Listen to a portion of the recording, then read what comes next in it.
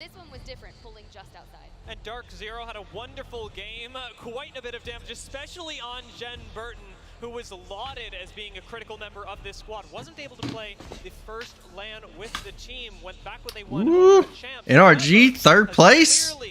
Been, I mean, an integral part of their season up until 12 points. And Dark Zero tearing them up. The team really effectively. I think the thing that we need to pay attention to now, you guys have mentioned it quite a few times.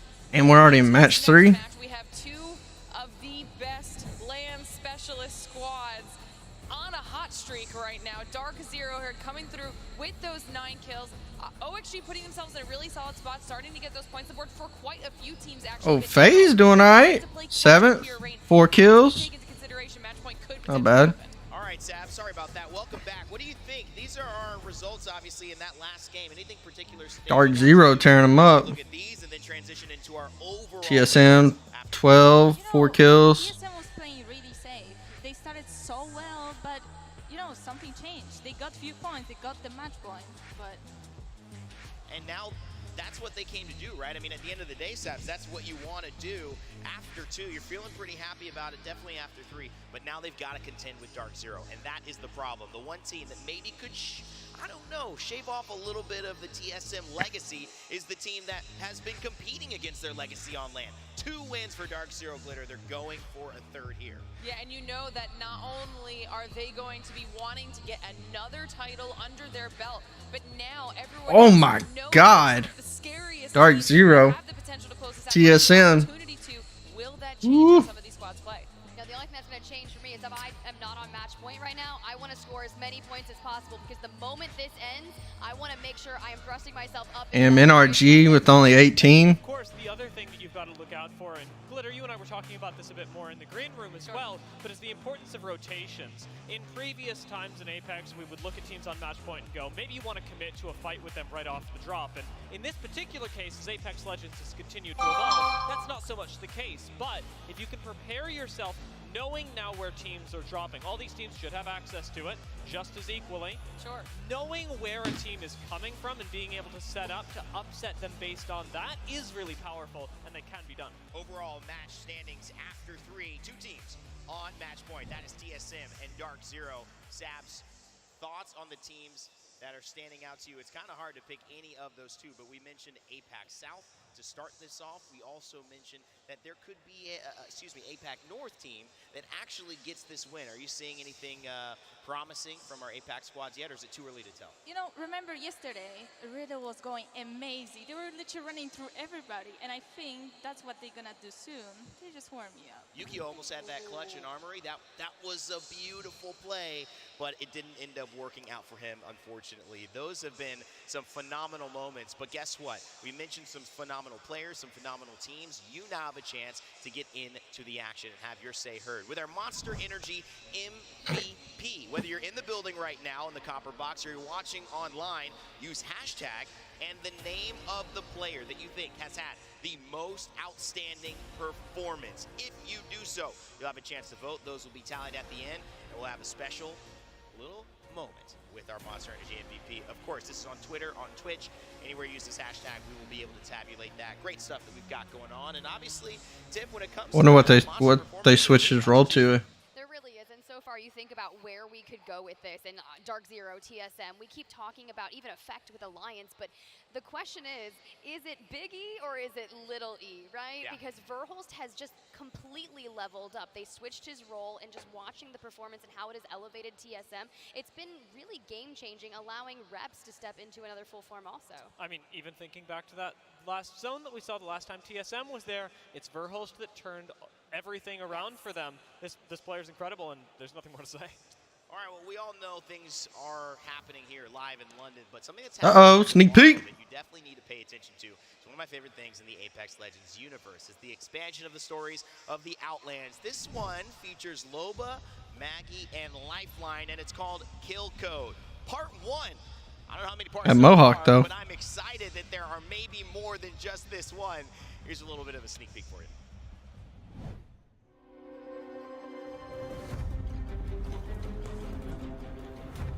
More what? More of what? Wonder what they're more of.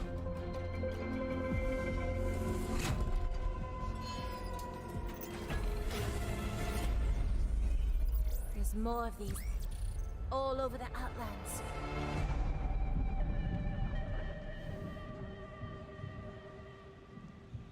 Always exciting. Those do so well. Millions of views in a day, and also carrying on the legacy that makes this game so interesting. The narrative team behind Apex is what truly has inspired a lot of the fandom that you see here today, and of course behind us on stage. Okay, one Go grab something to drink real quick. mention that I'll tease is that we have some information coming up for champs. That's right, the culmination of a year of competitive play in the ALGS, but we'll give it to you after gameplay. So make sure to stick around and head over here on this stream to make sure you get that info at the end. All right, we're going to go to a quick break, but when we come back, we continue with the best Sunday in esports. That's our Match Point Finals. Don't go anywhere.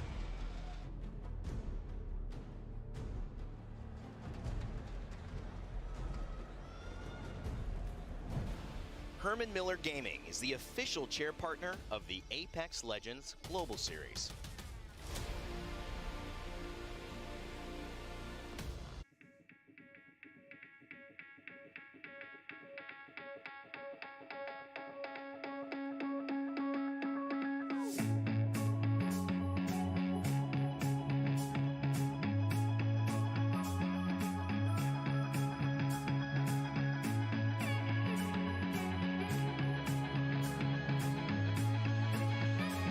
I'll make sure everyone makes it home. We're a team. We look out for each other. I won't let you down. Let's go. That was a sick game, dude.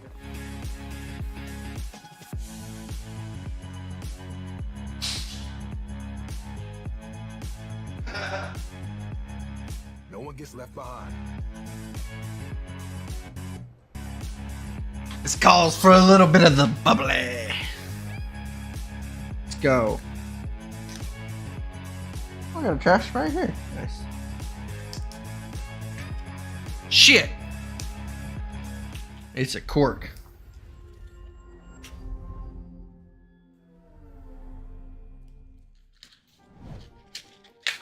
I got 7 seconds.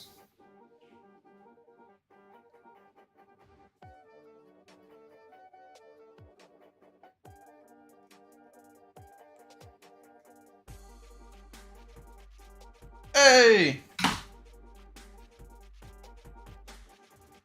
Oh, it's a pop cork. I got it. Uh-oh.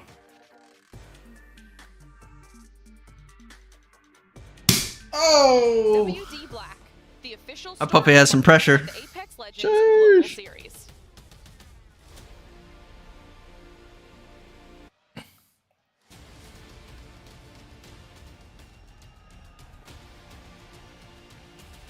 On point. This is where dreams are made. Here we are in the Damn, I can't get this court back in. arena.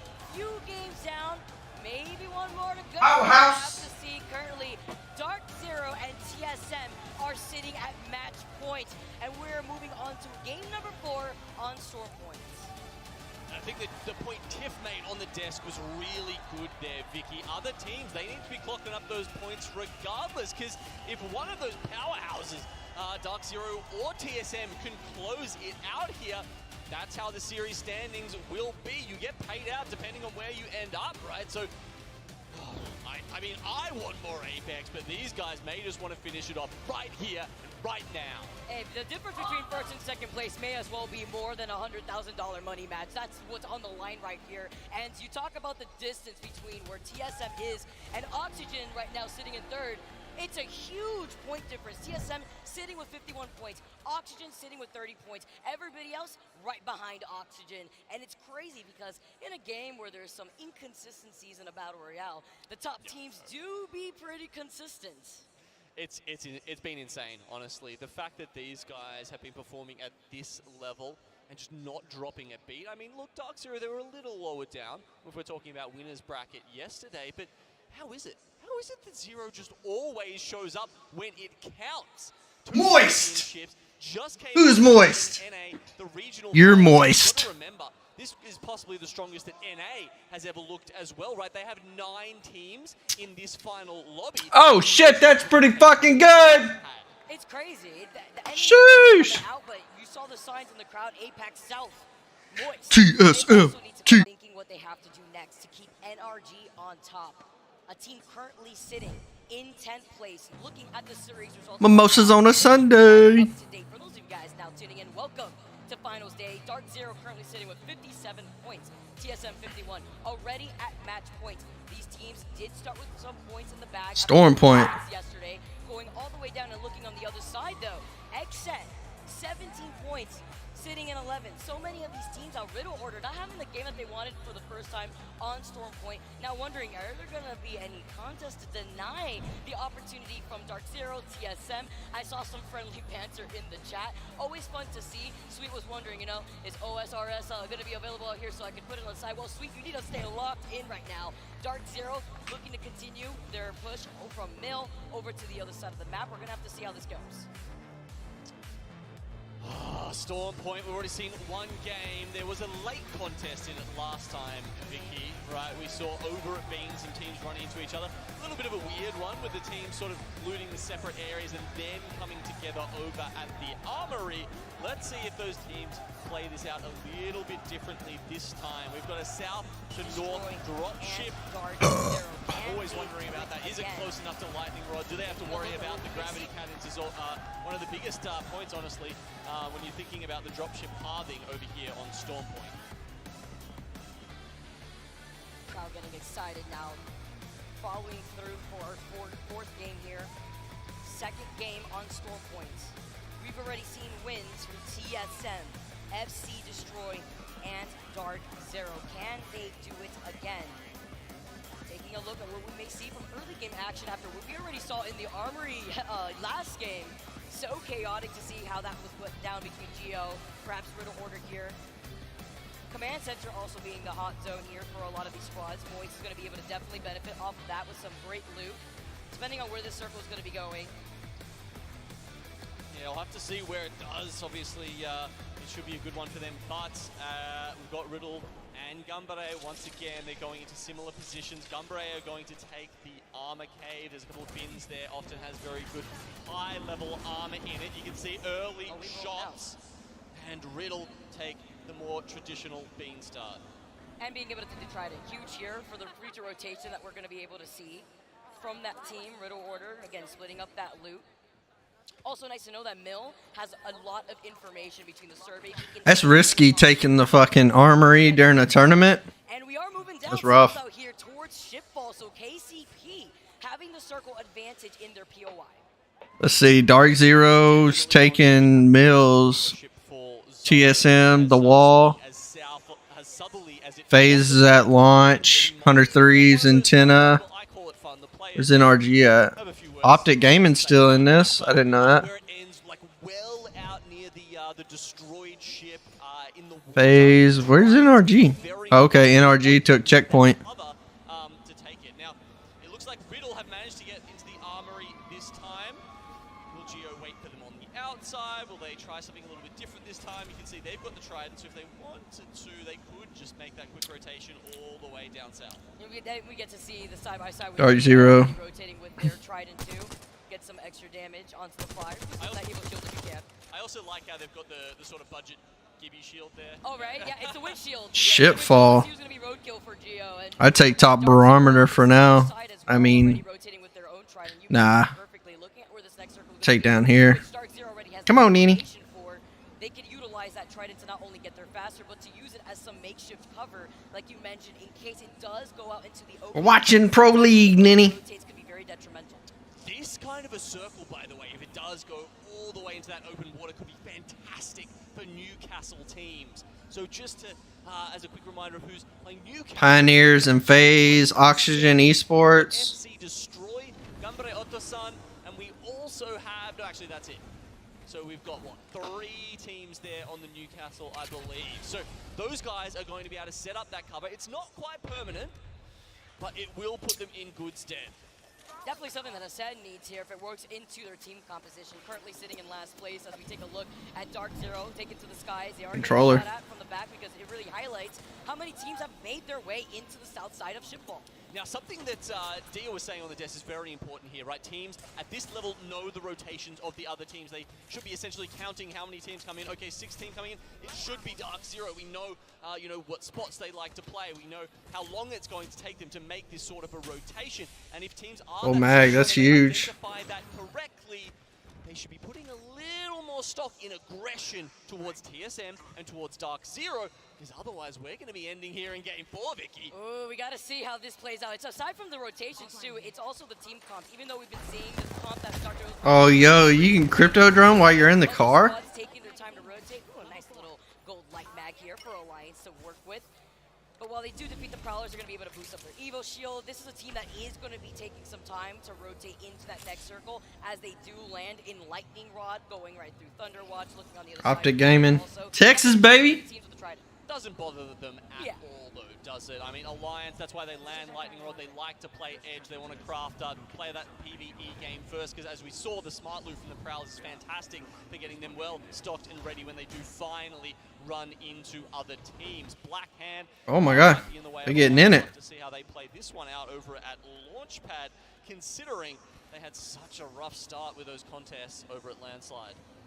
Optic Gaming rotating through the mill, and guess who's nearby? It's No. Gambare Oto-san, who are going to be on the other side. Oh, that was nice. Circle closing in here too. You can imagine. Oh my God. To play on the edge of this side of the circle. Riddle Order, Fire Beavers, and Cenote Caves. Looks like the fight has already gotten started. That was fire. From the inside of the building. Bang ult's going down. Are they trying to get out quickly? Oh, they better boost away. They get a Valkyrie. Actually going to reverse. A nice little handbrake spin there with the mobile shield to get away. Someone's been watching Fast and the Furious. No, they said skr, and they immediately rotated away from there. And it was a fight for the ring console too, by the way. That highlights Geo and Optic Gaming realizing the utility of Mill and what was provided to them there in that rotation. I just love that. You know, we always say how great the movement mechanics are for APAC North, right? And we've seen a lot of shoddy Trident drivers, even at the pro level. Damn, dude, these guys got to learn something from the APAC North, man. Flips the 180, instantly puts the mobile shield down. Those guys know how to make a getaway. That was disgusting. And even being able to get away with so much noise being made Ooh. in the mill area, you can imagine that Riddle Order probably looking to get involved in the mill as well as trying to get the ring console. Now taking a look at Exen. Over to the north side, exiting out of Antenna. So many of these teams, TSM, Blackhand, Ascend, rotating out of these POIs. Exen Definitely take a different building. could find themselves in a sandwich situation here. They have some natural cover right next to the gravity cannon. There you go. Charge rifle shot Yeah. from the distance. Ascend coming in from the skyward dive. Going to be able to also get the passive scan from the Valkyrie. Finding themselves a nice building which works into the team composition with the Watson and Newcastle. Not too bad at all. If they can find a couple of safe spots to put the Jenny down. That said, I think the ring will continue to pull further south, so Ascend, noting that, will continue on their merry way. You can see Pulverex lying in wait, and then there's some teams all the way out in the zone here in Cenote Caves. That's going to be Geo on the other side of Fire Beavers there, and Riddle Order, they've heard some shots as well. And then Geo, by the way, have gone back around, probably to still not give up the information. NRG's taking a pill. Since they have the Trident. What's important there was that that's what we saw the priority from the very beginning. Once we started this game, was the priority on the Trident, so that way they could be able to get that information. Even ×2 with a wingman. Fire Beavers playing outside the circle, like you mentioned, facing off against Riddle Order. The reason why neither Fire Beavers or Geo could get that Cenote Cave ring console if they haven't already is because Riddle Order has now made an appearance just in case they could push in for a third party. Ooh. Exet making some struggles so far in this tournament. It's been a little bit up and down. They show, you know, signs of life to get back into this final day, but now they're sitting in 11, 17 points. They want to turn it around, but they're certainly well off some of these other squads. 100 Thieves taken down by LG, a team who I'd say has been performing very well so far. they have, but also getting contested by Dark Zero and Pulverex to their north. This is what I meant by these early rotations sometimes being detrimental, and not just the good way, but in a bad way here in early rotation for circles like this. Dark Zero backing away just in case. LG right in front of them. They call in the exhibit, letting other squads know what's happening here. Zero, who's been having an amazing day thus far. He must have eaten his Wheaties or something. LG get taken out. Okay, but they're locked down further down the hill now. Pulverex start taking some shots from on top of the ship. That will actually help Dark Zero quite a lot.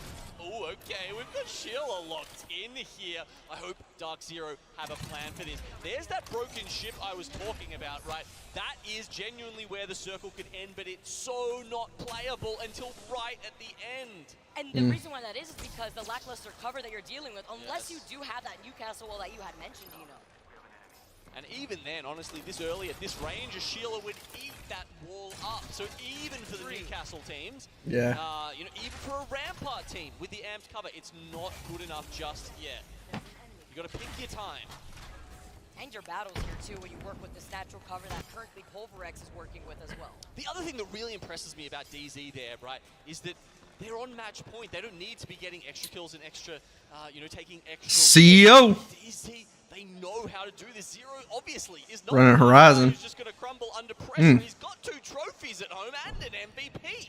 Just another day out for Zero, who has already secured 12 kills throughout the day. Zainu with 11, Jen with 7. We've seen Jen clutch out so many times throughout the past couple of Wonder why they took Varhulst off of out. Rotating away here from Barometer.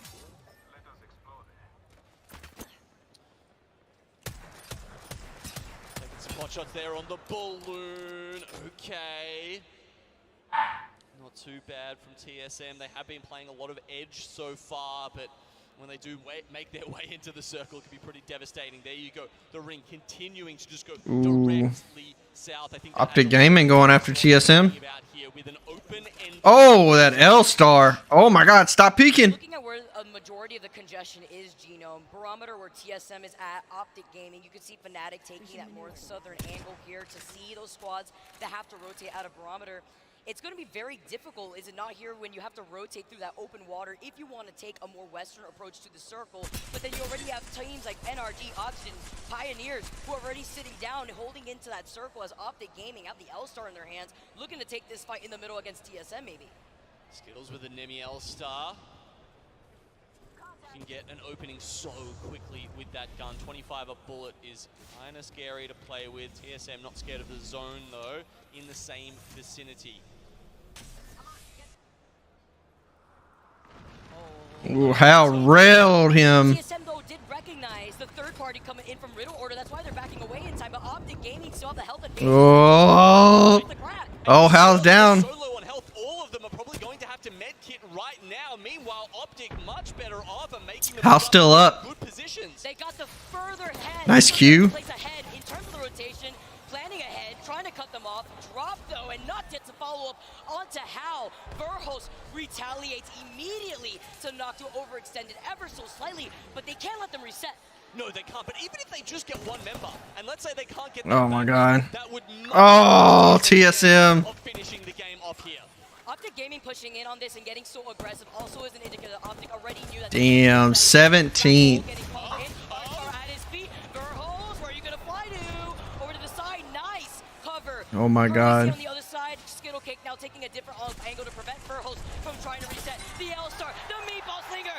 We are going back in here. TSM get eliminated from the lobby.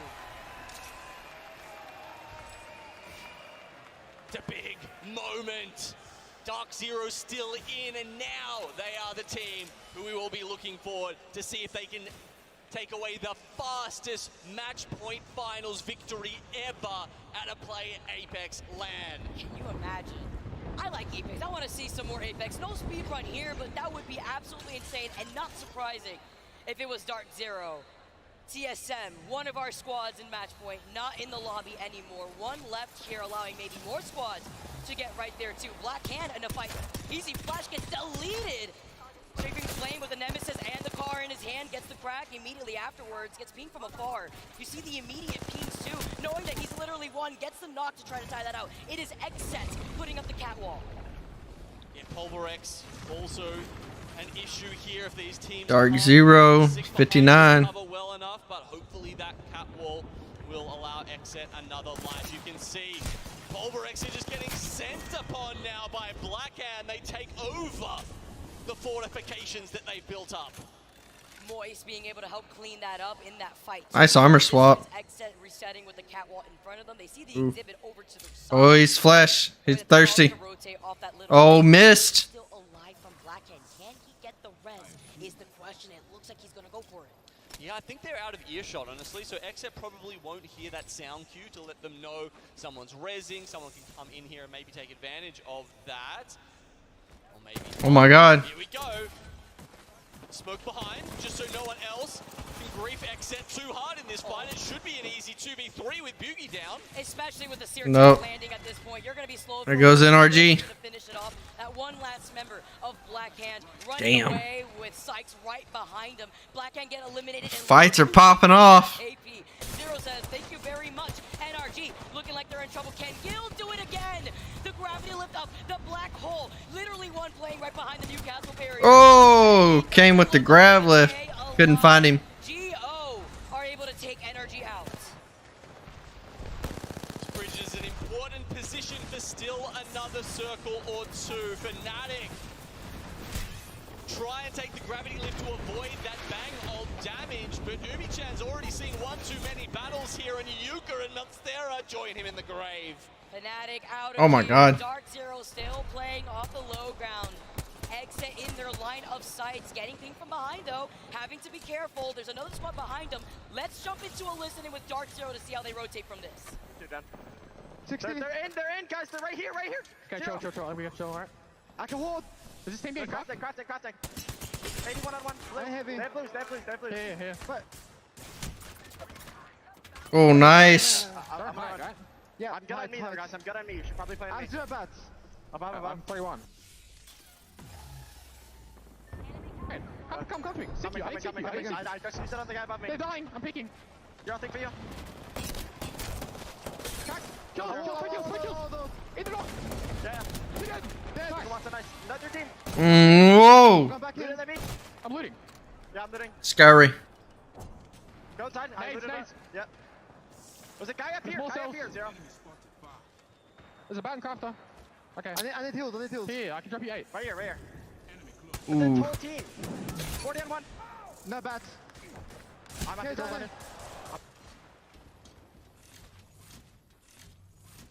We have to evac. I don't have We need a to look at left. Look at left. Okay, I'm gonna Fini. On car. Yeah, looking.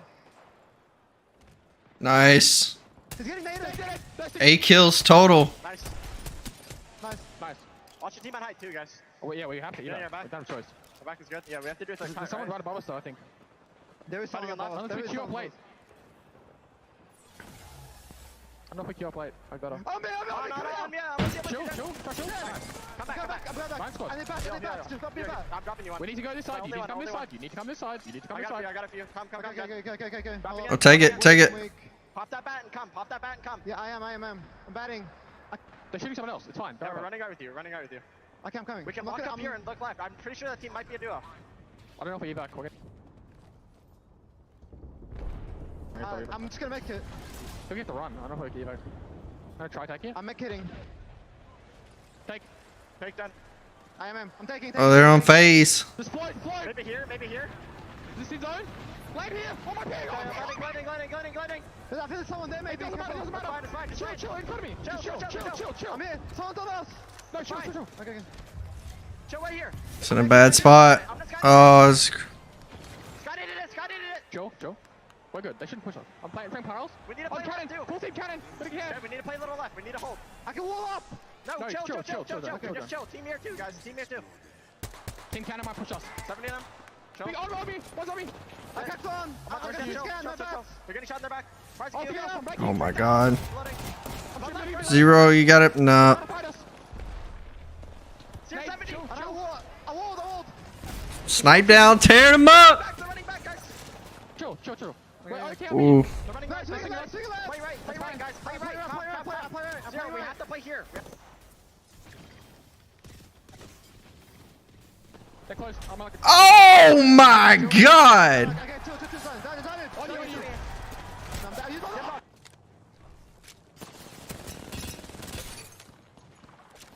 You can maybe reset, maybe a reset. Maybe a reset. I'm gonna heal. No, don't heal. Hit res maybe. Yeah, res. No.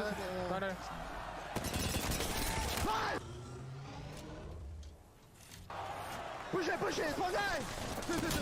Nice try. The dream is still alive. Dark Zero gets deleted out of the lobby as FaZe move in, and they are going to join them. 3 squads left. Alliance keeping themselves on the board. It's going to be Alliance. Ooh, that was a fat ass nade. CP who are alive on the other side. No one else looking like they can make it to match point by the next game, but certainly a couple looking to push up further. Oxygen sitting on 40 at the moment, might be the closest out of that. Actually, Alliance is just behind them on 39. Dark Zero, it was a solid rotation, but too many teams. I don't know if they'd worked out if it was DZ or not. There was a lot of sending going on there. It was intense there too because FaZe was holding that back, and the entire time Catwalk coming in for Oxygen. Bane looking low before he could pop a medi. Let's see if he can pop the shield back. Oh, they're going for blood. They're getting hurdled. Currently in Aiden's direction, the gravity lift. Alliance are in the best position to take care of this. They are just waiting for this to play out, but Pioneers have some high ground. And the Arcstars Nasky with these nades have been on another level. KCP. Holding the high ground means the gravity lift is what this squad's going to do to try to contest them. Alliance lose out on Yuki in effect. This is looking to be KCP's game. He got no shoes on. It's just too much of an advantage. Oxygen stayed alive this whole time. Wow, the rat play does work out to grab them some points. But KCP and Nasky take center stage here in game 4. Let him cook. He is hyped. We're doing it, boys. You can already hear it, and the Nasky comes. Lifting his team up in the air as the pop-off comes in. KCP, game number 4 are your winners.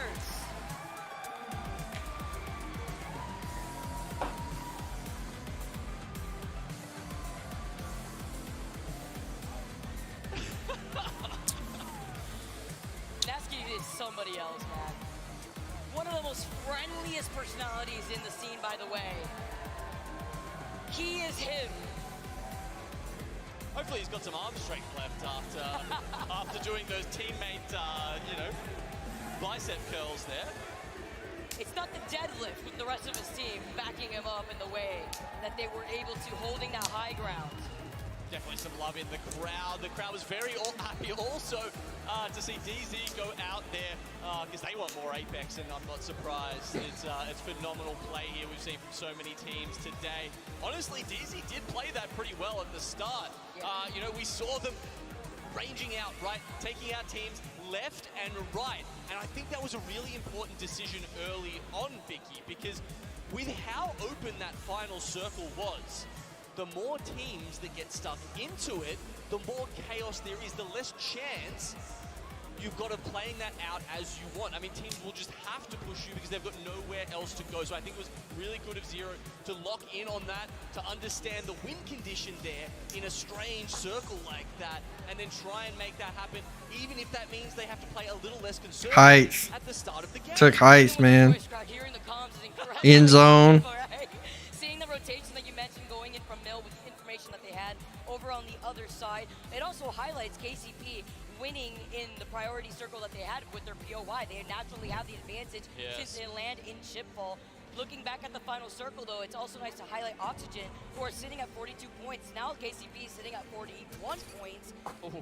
Great way to highlight the start of World's Edge for our next game as we take a look. KCP from the Rock, Pride Rock, taking these shots with the Skull Piercer in 30-30. Yeah, so this high ground they've got obviously. Oh my God, beautiful. Spot, especially when you've got the Skull Piercer and everything going on there. I thought Alliance was in a good position, but we hadn't seen that sort of high ground shot yet. And maybe they were just waiting for the gravity lift. It seemed like it could have been an easy third party, but unfortunately KCP had just done too much damage. Oh! And then were able to turn back and focus their attention. Oh my God. Lift up to try and contest it. It was also so smart to hold that different off angle for Zane, because he's the horizon, so he could gravity lift himself right back to the rest of his team. But he's holding this angle to contest the catwall, so that way they can option select and cover that side of the rock, so they don't get pinched in a situation like this. Damn. Beautiful. Look at this. Zane with the hit fire shots. On the Prowler, we saw Nasky hit a disgusting arc star at the very beginning of this fight to deal with the pressure Oxygen from right behind. And it was just a cleanup here from Oxygen having to restabilize and then finishing off Alliance. KCP had all the time in the world to take the dub here in this fight. Oxygen doing pretty well, by the way. I'm sure we'll get the scoreboard at some point, but I can tell you what, Oxygen after that second place are going to be challenging in the sort of contender period. But someone else who we should talk about right now is that man we just saw on our screen, Nasky. As you said, they played from their POI, right? So it didn't have to be a kill-heavy game from them, but they did pick up 9 in the end, and 5 of those went to this man. FaZe made it pretty good on placement points. 20 damage, plays Catalyst, and well, he's pretty happy right now. That's all we need to say. I mean, you saw him. He even threw himself on the floor. Damn. Here. 7 kills for FaZe. Taking that dub, KCP is one of those squads where once they get the ball, Dark Zero got 13. to deal with when it comes to confidence and momentum. Looking at the results after that game 4, KCP take the dub with 9 KP to their name. Oxygen, you highlighted it. We not only see them get second place once again, but they're also able to secure it with 3 KP. These two teams up here are Damn, TSM taken out, NRG taken out. Dark Zero pick up 9 kills. I mean, this series would have to go on very long for them not to get a minimum of second place, right? They are just far ahead of the pack right now, and a lot of that has come off that decisive calling by Zero, and they've just picked up so many kills every single game. It's crazy to see, not only with them sitting at match point, but also securing so much KP, even in a game where they are. Second page right here, we're still Optic fucking shit on TSM. Well, I wouldn't say shit on. It's a pretty good fight. Ooh, Dark Zero. NRG got pushed out of 10th. Uncharacteristic mistake from them. God. Losing that early 3v3. Yeah, it's crazy. Now, I wanted to see in total the series results of what we have in our hands. We know already the two teams that are currently sitting at match point. They got to hunt Dark Zero and take him out. 4 games alone, getting 70 points. Gross. They got the dub, they got in the KP, but look at the gap that we are seeing. Even TSM holding 52 points after Ascent having trouble. They got 1 point. It's crazy to see 1 the disparity between point. teams that are sitting at match point. And then from there, from the rest of the lobby. I mean, Vicky, they're averaging more than 15 points a game. Most teams, most elite teams over the season, over a season will average about 9 to 10 points on their best map. 15 points in the hardest lobby Apex Legends has ever seen is a monumental achievement. To put into perspective, Zero in total has gotten 16 kills. Jen Burden has gotten 12, and Zainu has gotten 11. These fraggers are absolutely terrifying to face off against in a lobby, but they have to take the dub in the game to secure that victory today in the playoffs. That was game number 4, our final game on Storm Point. We are moving on to World's Edge, and that's going to be on the other side of this break. You don't want to miss this.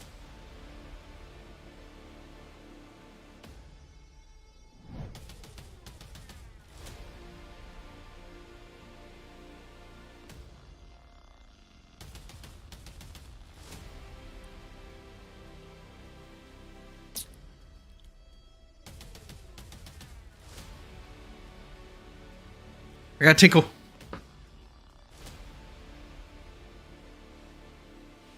Monster Energy, the official energy drink of the Apex Legends Global Series.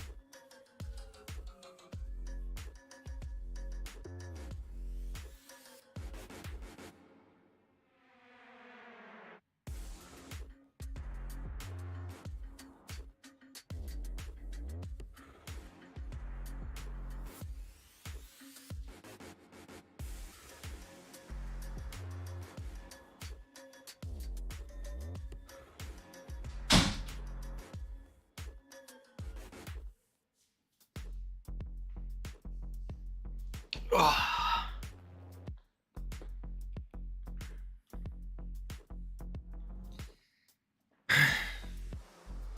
is this, game 5? 2 on each map?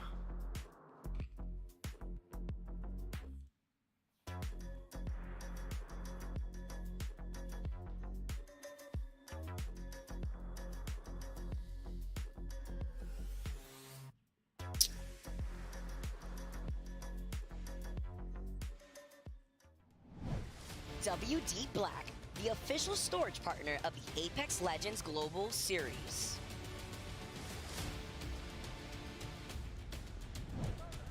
Make some noise, everybody. We have 2 teams. Hal fanboy. Sitting on match points. I can see so many TSM flags in the crowd. They could take it this game. DZ are looking phenomenal. So many jerseys I saw supporting them. 2 of our best teams, 2 of our crowd favorites. It's going to be a big day here, and 4 games in, Vicky. So many more hopefully to go as we make the transition into World's Edge outside of Storm Point. The hype has not died down. TSM fans in the crowd are roaring. DZ is looking to make some waves, and they got Oxygen and Pioneers right behind them. Moving on to World's Edge, we saw the contention from the very beginning, game number 1 against TSM, followed by FC Destroy. World's Edge. To take game number 2. So of course we are swapping back and forth between the maps. Wonder who's taking Fragment. Games. Good on one, not good on another. A lot of solos. Winning, they tend to be pretty good at all of them. But that said, I mean, you know, it changes a lot for some of these teams. TSM, of course, they're very happy to be home. Oh my. Here, you saw a little bit of trouble there in that last game, going out in 18th. Ooh. DZ, they've worked very hard What throughout was this that? entire event and the scrims for months Ooh. beforehand to secure Harvester to enable PK off rip. Oh! Let's be honest here, Gino. Seeing how many circles that have pulled south of World's Edge Damn. has just been insane, and that will benefit the likes of TSM Dark Zero on their rotation. I was wondering originally if we are going to still see the contention here in Lanson, and it looks like we are. Oh my god. And it looks like Black Hand. Mozan over PK? Oh my goodness. Sheesh. They heard me taking onto the heavens here on the platform. You can't get anywhere though. The Mozambique enough to do enough damage to get that knock. Is high ground enough? We're going to try and get the res. They hear this though, and they push in immediately. Headshot with the Mozambique, and Blackhand get one back on them. Gambare, you've taken me back to the lobby. Thanks very much. Blackhand now going to come out on top of this fight. Beautiful here as they need it. They're currently sitting in 19th, Gino. Yeah, now Blackhand, they were talking about how they had some It's a nice skin. with the bins opening them at the start, not getting any weapons with those. So this time, it seems like luck is on their side. I'm sure they'll tell you it's skill, but I can tell you it's probably Fire Beavers took Fragment. That's a lot of loot. set to GO in this context now, but finally Blackhand get to enact their plan. TSM took Lava Point. Lava Siphon. NRG took Staging. Phase Climatizer. So many people talking about these south zones, and someone backstage has just flipped the switch. Optic got a lot of loot too. Raven's got too much information apparently already. Now we've changed things up a lot. Moving all the way up north is going to benefit Riddle Order. As you can see, the circle is going to be pulling possibly by the north side of the train tracks that we sometimes see with this circle. If it doesn't, we've also seen it pull by the rocks on the outskirts. Dark Zeros, Fire Beaver. Look who's already on that rotate away from Climatizer. It's going to be Pulverex, neighboring that with FaZe, who could get involved in a third party against Pulverex and Riddle Order. Eyes, of course, still on DZ and TSM. Actually pretty close to each other right now, with DZ going over the top of Fire Beavers. Does that evac tower that they've just used from the choke give them enough space to get past a team like Fire Beavers who will want to take a fight? Look at the position that Pulverex is holding in. An insane rotation, by the way, after they got that information, wasting no time to get over to the north. Fire Beavers trying to get some high ground to just get angles here. That's DZ that they're firing at. A crack onto Horizon. Zero gets away though, and DZ will continue their rotation, so they escape any further damage from now. Priority here for DZ is to continue on that rotate, so that way they could still hold the high ground around Epi in case they get contested by the likes of TSM, who are 6 cells from the east side, exiting out of Overlook. Would be expecting maybe TSM to actually come across Dark Zero here on this rotate. They're going to be able to loot some extra bins here before they decide how they want to take this next circle, because approaching from Climatizer would also mean you have some FaZe taking Climatizer pretty early. by waiting on Epicenter. where that circle is going to be pulling afterwards if you don't have a Climatizer. information ready. They are, of course, playing Seer, so they've got the recon passive to hit the survey beacons and get the UAV scan on every other player. Gives you information where anyone else is on the map. If they want to stick around in epicenter, that will work in Dark Zero's favor. Another squad rotating on the fence line. It's going to be FC Destroy. Still with the Watson and you. Hey, what up, Riley? But this is going to be great in securing the perimeter, actually, by these bins. Where the chaos happens inside the buildings over in Climatizer would mean What's up, big dog? the squad cycle outside of those buildings. They're going to inevitably have to run into FC Destroy if they want the cover of the fence that it provides. Let's go! Uh-oh, they're going after FaZe. Something else to note.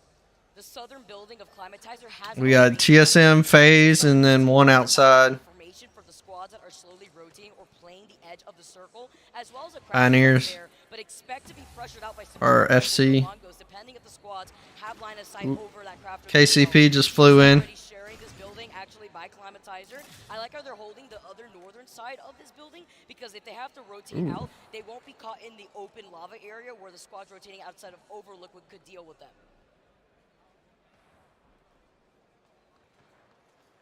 Couple of teams in survey, as well as the ones we're seeing Yeah. here in Climatizer. True that. Not everyone packing the same POI. Same, brother, same. Ooh, nice headshot. Or some teams are actually just reading these zones differently. I think we might have to wait another zone or two to see which the case is.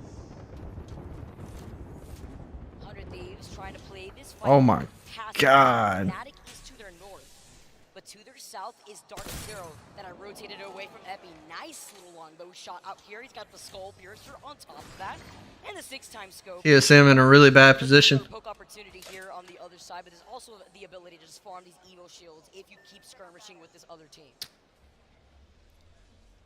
Any 30-30 enjoyers, Skull Piercer enjoyers. That is a really shitty position. Freak, you love to get that Skull Piercer on it. 96 helps out. That's Evo charge up for sure. Let's see, TSM with the ring information here have decided Climatizer is the play. Certainly the northern building probably a little bit more likely to be a good staging ground than the southern one right now. And Pioneers, you can see, in the same sort of area there with FaZe.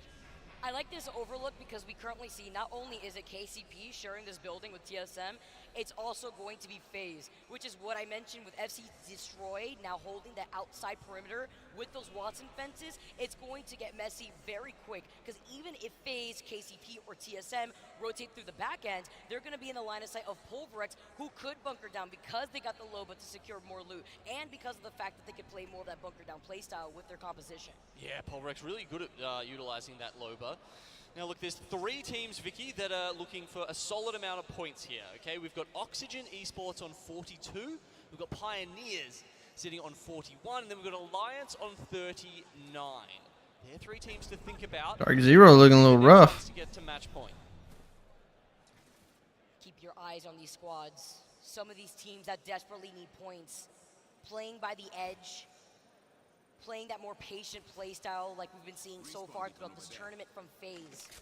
They also need to be able to secure the KP that they need, so that way they can also get close to that match point border. Dark Zero rotating through the train tracks also going to be able to see if there's any other teams in this area, which we've noted, Fnatic holding this position right next to Dark Zero. But it can also be difficult. You know, you mentioned that sometimes when these areas have already been taken, especially that north side of the train tracks, if you rotate too early in a circle like this, you're going to inevitably be pinched. So you need to be careful. This is a tough position. I mean, you can catwall out here, but you probably have to expose yourself quite a lot to even, you know, just put that up and lock off a 3v3 with Fnatic here. This is unusual for Dark Zero in them having to play from a position of disadvantage to try and make their way in. They do have the jump tower there if they do want to take that. That is to say, if they get pinched in the next minute and less than 30 seconds once the circle closes in. But Fnatic look great in terms of loot, and they got the crypto. They probably have the EMP already at the ready to engage in a fight if they so want to. I don't expect the squad to third party this position either with so many teams in the survey area.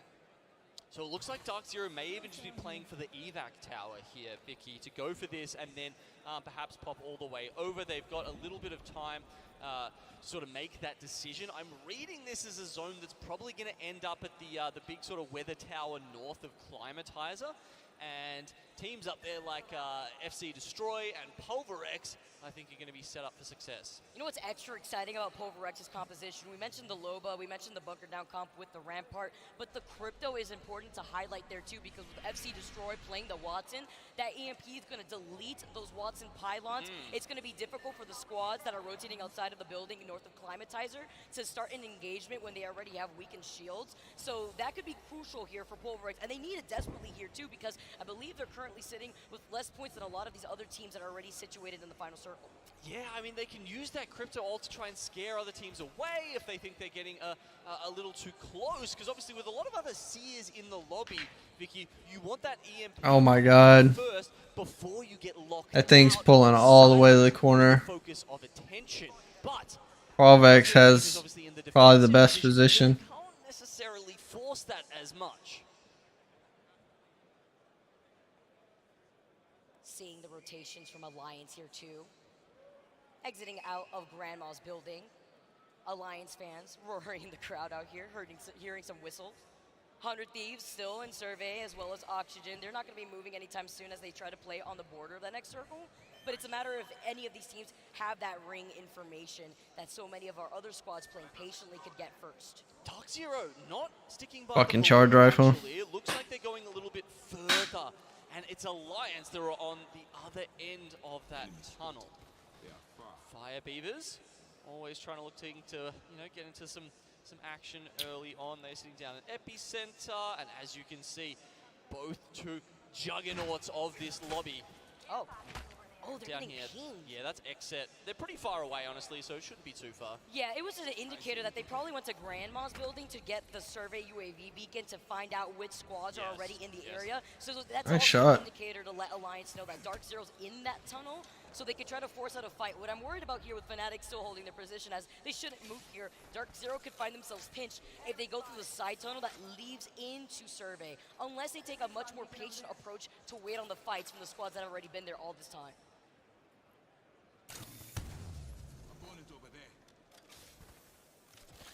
Xset coming across from Skyhook West and Trials.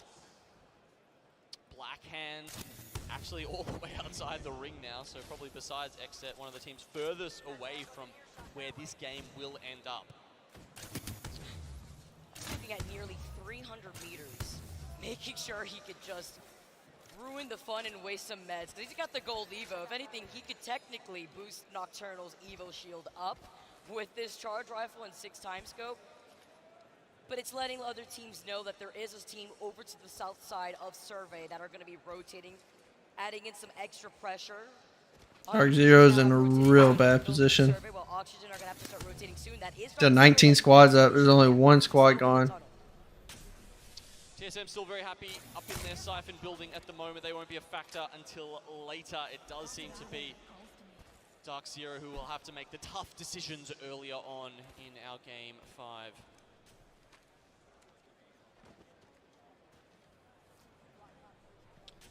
A minute left still. They're running back and forth here. I genuinely am fascinated to see which option they're going to go with. They could make a last-minute dash for that balloon and, you know, go in just before they start taking that round 4 damage. Obviously, Zone 4 does tick a little bit harder. Zone 3 being sort of tanky. Oh. Circle closing into less than 30 seconds. Fire Beavers playing outside of the circle, maybe looking to get to that beacon. It does look like that is the case. Could be bad timing though. Blackhand have finally made it out of Skyhook and into the circle. If they catch them off guard here, they might hear the survey beacon makes a very loud noise. Oiray has been caught off guard. Even with the smoke, it's not going to be enough as a knock comes in. Fire Beavers down a member. Black Hand profiting as they rotate away, but Dark Zero not wanting to get involved. The evac tower called in while the Skyward dive on the other side. Rotation options happening left and right. Let's tune into a listening with Dark Zero to see how they plan out this rotation. I break it. I'm already cracked. Should I die? Nah, I'm good. Slide down. Slide down. Watch out. Dead one. Okay, right. Oh my God. We have to run. They're in the building. Yeah, we should just go past it. Try to go past it all. Oh. Okay, like right? Yeah. Angled out. Okay, I wall. Woo! It's good. Okay. They did it twice. I'm at the caravan. Outside caravan. One shot. Uh-oh. Let's see if TSM can make up some lost points. One guy.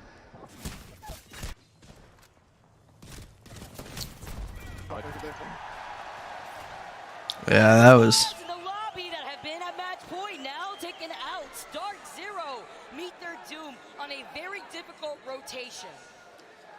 The man with a plan. I think that's usually a good. They should have took the balloon. But here, he doesn't find a way to take his team north with them. That was never going to work. There were so many other squads either already in survey camp or also making this sort of last-ditch effort to try and get into the circle that Dark Zero had almost no chance to pull in from there. That's why with so many teams in this area alone. Oh shit. Yeah, they're sending them. Also some Goayanya with the beam gets taken out with some height. Nizul the only one alive for this squad. The Cossack Pharaohs trying to provide them some comfort and some extra cover. Oh my God, they're getting fucking destroyed. They come out on top here. They got the power weapon in hand as Oxygen are trying to rotate in. Yeah, and they've got the high ground as well. Remember, Oxygen only 5 points away from hitting match point here. These kills could be crucial. See how Oxygen plays around the respawn beacon here. Bane in a lot of trouble. Oxygen though are out in the open yet. Caustic's fat. But look, LG on the other side. Ooh, with the gold res. They could not get Jaguares back up. Nizul though has been playing off this rock so beautifully, but Yanya needs all the help. You can see the ping, probably a broken player on the side of Oxygen. Digi threat in the hands of Bane, playing right through the bank smoke. Aiden also 100 thieves. Stay alive. LG out of this lobby and Oxygen now just 2 points away. Rather now hitting match point right now. He's getting destroyed. 100 thieves. 1-1. Two more points left for LG to hit match point. They need to get 2 more KP or placement points as the rotation now comes in. Alliance north of 100 Thieves, shrinking for 100 Thieves. They don't have the natural cover of the rocks unless they go to the right. Oh, the wall bounce! Oh! This one, as you can see, Alliance try and stay ahead of the zone and ahead of the game. Whoever wins this should be able to make it to the train cars just to the northwest of them, but they've lost effect. The circle doing so much damage, bringing tears to the eyes. They just got fucking smoked, both of them. Oh, so much damage, but in the distance gets taken out by the teams that have them in their sight. Polvreck still in circle position. FC Destroy on the other side. Moist Esports taking a chunk out of the squad that had to rotate out. Fnatic, Optic Gaming. Moist has been a little bit quiet today so far, Vicky, in stark contrast to what we saw Jesus. yesterday. They looked like the best team in the lobby. Indeed, they were, but they are Fnatic is taking space. away from being match point. Now, if we have a look at this zone, Damn, if I couldn't have called that any Yeah, they better. do. That is pixels away from the weather station I was talking about. Of course, that very small circle there to the left of Optic Gaming is where it will be ending up. Now, Pulverex have been eliminated. You can see some of the remnants of their amped cover still on that map feed there, but Fnatic have a lot of space to themselves. Even more beautiful. Fnatic with the Crypto, the Bangalore, the Valkyrie composition. Playing this from the fence line. Seeing if they can get the EMP for an engagement. No KP on the board for TSM. Until this circle starts closing in, thinking about The zone's closing in. holding the edge. FC Destroy that have not left their positioning this entire game. Closest team right now to match point in this lobby is KCP with 44 points. Oh, Hal tearing them up. All right, it's about to go down here on the south side. Vicky Faye's Walk in with a storm. Oh, Hal's fucked. West of this and should be able to pick up some free points here. They are going to look on with glee as Arcstars No. everything come out from these four teams. Oh, CSM reps getting double knock, taking out FaZe alongside Imperial Hal. The black hole gets called in. He's trying to dance around. He's forced to go into the circle, the gravity lift to take him up. He's taking so much damage off the health alone. Can't walk behind him, but you can't get out of the line of sight. Anyone feel like a game 6? We're going again here. FC Get okay. Can tore up. come out of that alive. Moist also do very well. Both of our match point teams now are gone. Optic, they played this really well. Hit in a corner, essentially, on the right side of the map, and now have decided to make their move. They've got FC Destroy locked in Ooh, behind that nice. wall, but Exit are right next to them. 5 squads left. Let's jump into a listening with Optic Gaming. Gold Prowler, that's fucking huge. Yeah. I'm safe. I'm really safe here. Here, drop. Stare at my ping. Yeah, they moved to us. Yeah. Bang on knock. On me, Horizon. Coming. Front, one. Dead. Nice. Another one, I think. Swap. Still a duo on the fence. Still a duo on the fence. Yo, gold home in this box. Need light. I got light. I'm holding it right. Dropping swap. You have ult? Oh, they're just getting fucking destroyed. You're gonna Horizon ult the duo. With his free kills, I should save. Okay, fine. Oh, nice ult. Nice ult. Huge. They're gonna put their just spray down.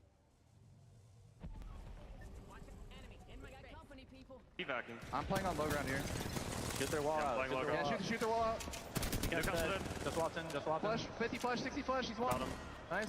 Queuing up towards us. Yeah. I'm ulting these guys. Crack, shoot on. One. Crack 2. I got 2. Cat is 1. Nading our other side, guys. They're swinging. Oh, they're both there. Oh, the res. You got the flash. Go crazy knock. I got the ball. Nice. Play aggro. I have knock for you. They're aping me. Trying to get into the box for a swap. There's a gold swap on the ground. You can climb up left. Yes, climb up left. You just got a bat up left. Controller problems. Go down at the hands of Fnatic. The sigh of relief from this team as they were able to approach Optic from the back angle, crossing that open ground that Optic was holding for the longest. So close here, and Fnatic putting themselves on the board. The pop-ups from the crowd. Patience pays pounds here for Oxygen, who almost get it to match point, but it's Optic Gaming who come out on top here.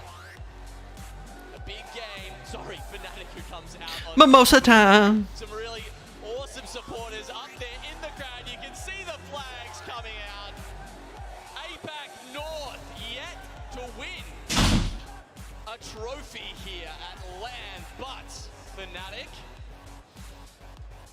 slowly pushing their way to change that narrative. I love seeing the sides of the crowd. Fnatic win. I believe that sets them up with 35 points. We're going to have to see with the total kills that they were able to secure aside from first right there. But we're seeing so much from Yuka, getting 8 kills alone so far throughout the course of the day. They needed that dub to set them up. And you know that also means my favorite thing. It means more Apex Legends after we said goodbye to Dark Zero and TSM in the lobby originally. Let's see the final circle playthrough and how Optic had to play that originally, and seeing how Fnatic also approached that. It was good timing on their part here too, because they saw the fight opportunity open up for them to rotate in. Now remember, these guys had about half the circle to themselves coming into this. You can see very hard cover. Fantastic positions for them to be in. There's still 4 squads alive at this point, and they do actually let Optic Gaming do a lot of the work. That's FC Destroy. They've got a flimsy mobile shield, does not hold them out. And then with Moist still sticking around, it's going to be Fnatic rolling up on them with the Gigi threats. And what I loved about this too was from Optic's point of view, we saw the gravity lift and then the option coverage from Optic to try to find a Fnatic. They knew they were going to rotate here. You saw Umichan going down first before Skittlecake met his doom as well. But this was beautiful. Meltzer having the Digi, having the smoke, having all the pieces too, while Yuka is going to be able to pop that shield bat before finishing off what was left of Optic Gaming from the back end. Great timing and rotation from Fnatic. 7 kills. What we've seen, Genome, they were also able to hold that circle position from the very beginning. Optic did well there to get into that top 2, but unfortunately for them, Fnatic and Yuka, we had an interview with him earlier, one of the most mechanically gifted players, known primarily, I would say, for his movement mechanics. He looks like he's playing a different game. I mean, he is Spider-Man. He's so humbled there too, talking about what a good friend Umichan is. The way that the squad is so cohesive. Looking at the TSM came out with 7th placement. As well as the follows that we were able to see from 6 points only. was able to finish the job with 4 kills. Umichan with 2. Fnatic right now putting a name on the board as they need for the rest of APAC. Yeah, 35 points for them overall, and you can see here the match 5 results we're going to look at. Moist finally putting themselves on the board here, 12 points. Xset also ticking up at 12, but down there in 10th at Oxygen is the heartbreak point. Yes. They got 7 points, a single kill or placement point more would have jumped them up into contention for match 6. 1 point? Are you kidding me? It's going to be crazy for this next game. Looking at this second page now, Chivas did get 3 KP, Alliance 100 Thieves as well. Also nice to know from that first page, KCP just a few points away from also sitting at match point. They currently have 47 points, which is going to mean all the difference. All the way at the bottom, that 50-50 that we keep seeing on World's Edge, Geo are the ones to say goodbye. Not going to be able to secure the extra points that they needed when they were currently sitting on 15th now overall, as we took a look at the series results here. Yeah, even with only 2 points, Dark Zero still stand head and shoulders above the rest. TSM, again, can't quite make it out. They're just not getting those favorable pulls. And, I mean, you know, these final circles, obviously, in this sort of a lobby, everyone is playing very good Apex. The macro is impeccable, and finding those power positions where you don't just have to make a gamble, because we saw TSM coming out of that building. It's a bit of a gamble, Vicky. There's 4 other teams around. You got Moist beaming down on you. You know, there's no guarantee you're getting out of that. So that's why I was mentioning FC Destroy taking that off lot position with the Watson fences, how scary it could be for the teams cycling outside of that north climatizer building, but that also highlights how quick these squads are in getting the information they need with the ring console, and even denying that from other teams like we have seen from Storm Point. Love to see the fans out here. Radio too making an appearance. Shout out to all you guys that have made your way into the Copper Box Arena. It is so hyped to see you guys out here. I'm gonna toss it over to Blaze with the interview. Show us what you got, Blaze. Thank you so much, Vicky. I got Mama Verhulst with me on the main stage, and she has been out here vibing, having a fantastic time. Now, moms, okay, I love to refer to your son as Biggie, but I know that's your little E right there on stage. What is it like watching him play at match point in this amazing crowd in London? I am not going to lie. I get sick to my stomach with nervous energy. I mean, it is crazy to see him here. We are so excited. It's thrilling. It really is thrilling, okay? Now, you got a chance to watch him win that championship last time. What would it mean to you and the fam, okay? Because we all love the Verhulst family. What would it mean for him to do that again? Oh my goodness, it would be so amazing if they could win again. I mean, my family supports Evan and all of TSM wholeheartedly. There is nothing we'd rather see in the entire world right now than to see TSM take home the win.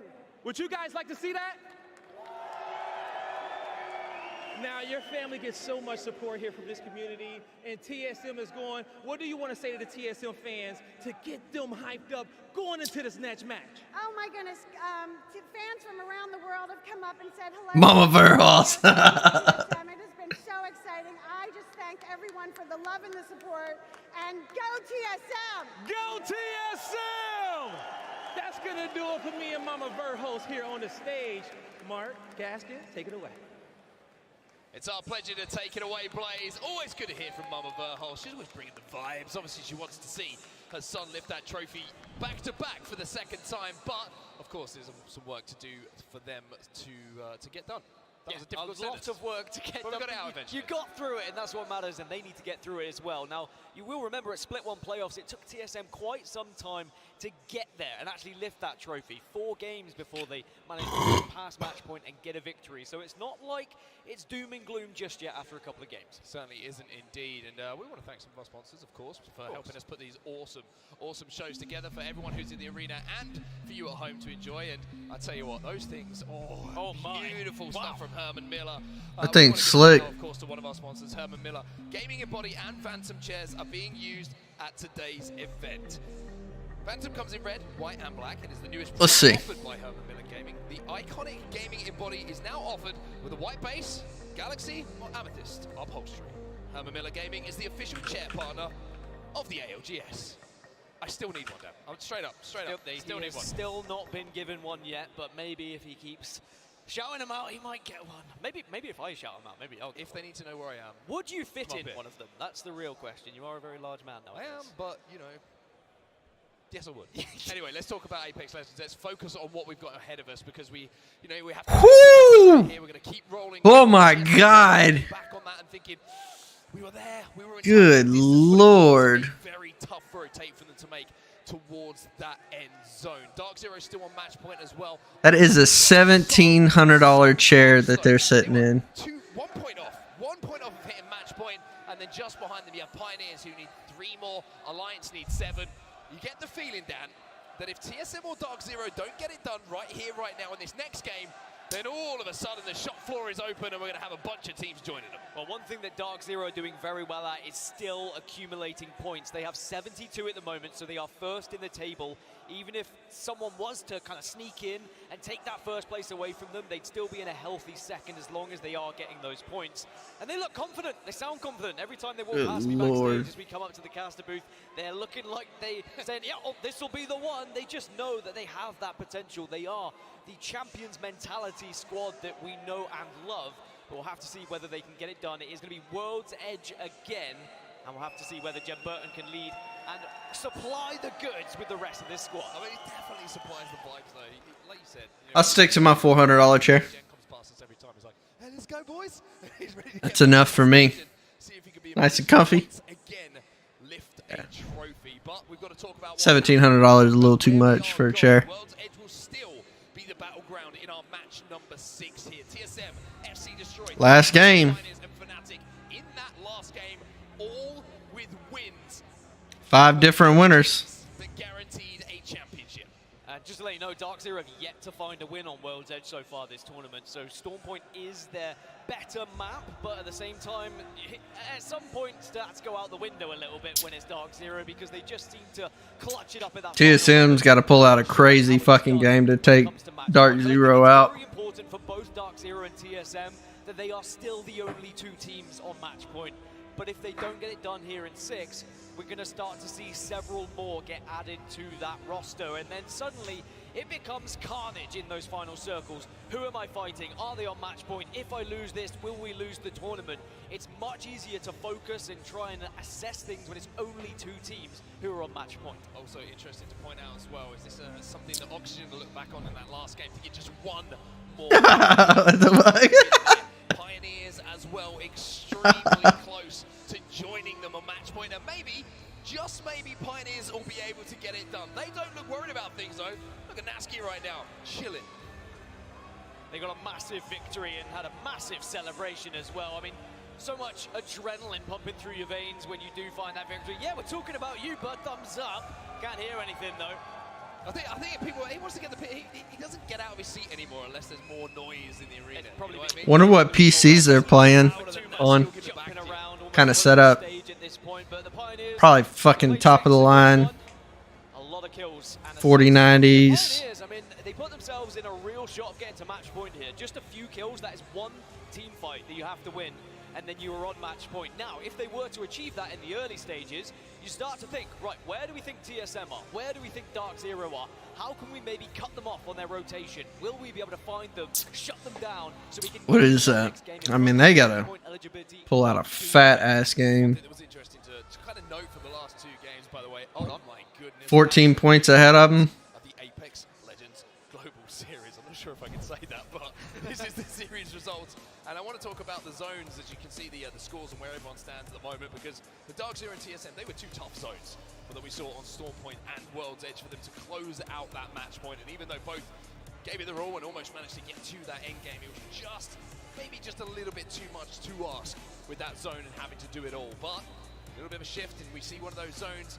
The interesting thing is that comes maybe a little more central. Maybe we see a Siphon zone, maybe we see a Harvester zone. Both of them are so close to each other as POIs here at World's Edge. They're the 2 match point teams. That's where they're going to be dropping. And all of a sudden, then it becomes a battle of... Here we go. Last game. Having priority to a zone and being able to potentially close it out. I mean, there are certain circles and zones that would encourage the possibility of a Dark Zero versus TSM final fight. We know it's entirely possible with how they are going to be playing. They have both been rotating early. They have both been trying to find themselves in that final circle.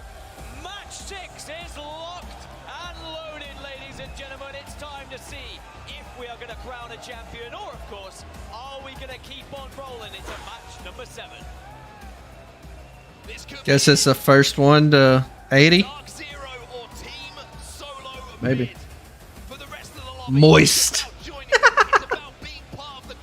Contested again. Another game where they could become champions. DZ and TSM, the 2 teams who can win it right here, right now. In match number 6, but just behind them, Oxygen, Pioneers, Alliance, Moist, and Fnatic. Even FaZe down with a win here. You would say maybe pushing themselves past that 50-point threshold as we start off with the contest once again. Yeah, whilst everyone else gets looted and booted, it's Blackhand versus Gambari Otazan. Round number 4 here, as Blackhand have already lost 1, but it is a trade straight 1 for 1. And every single time they try and take that height, Geo. Not on either side at the moment. Blackhand still have 2 up. Going to double push the height though. Player's going to drop off, and I'm pretty sure that's going to be the win for Blackhand.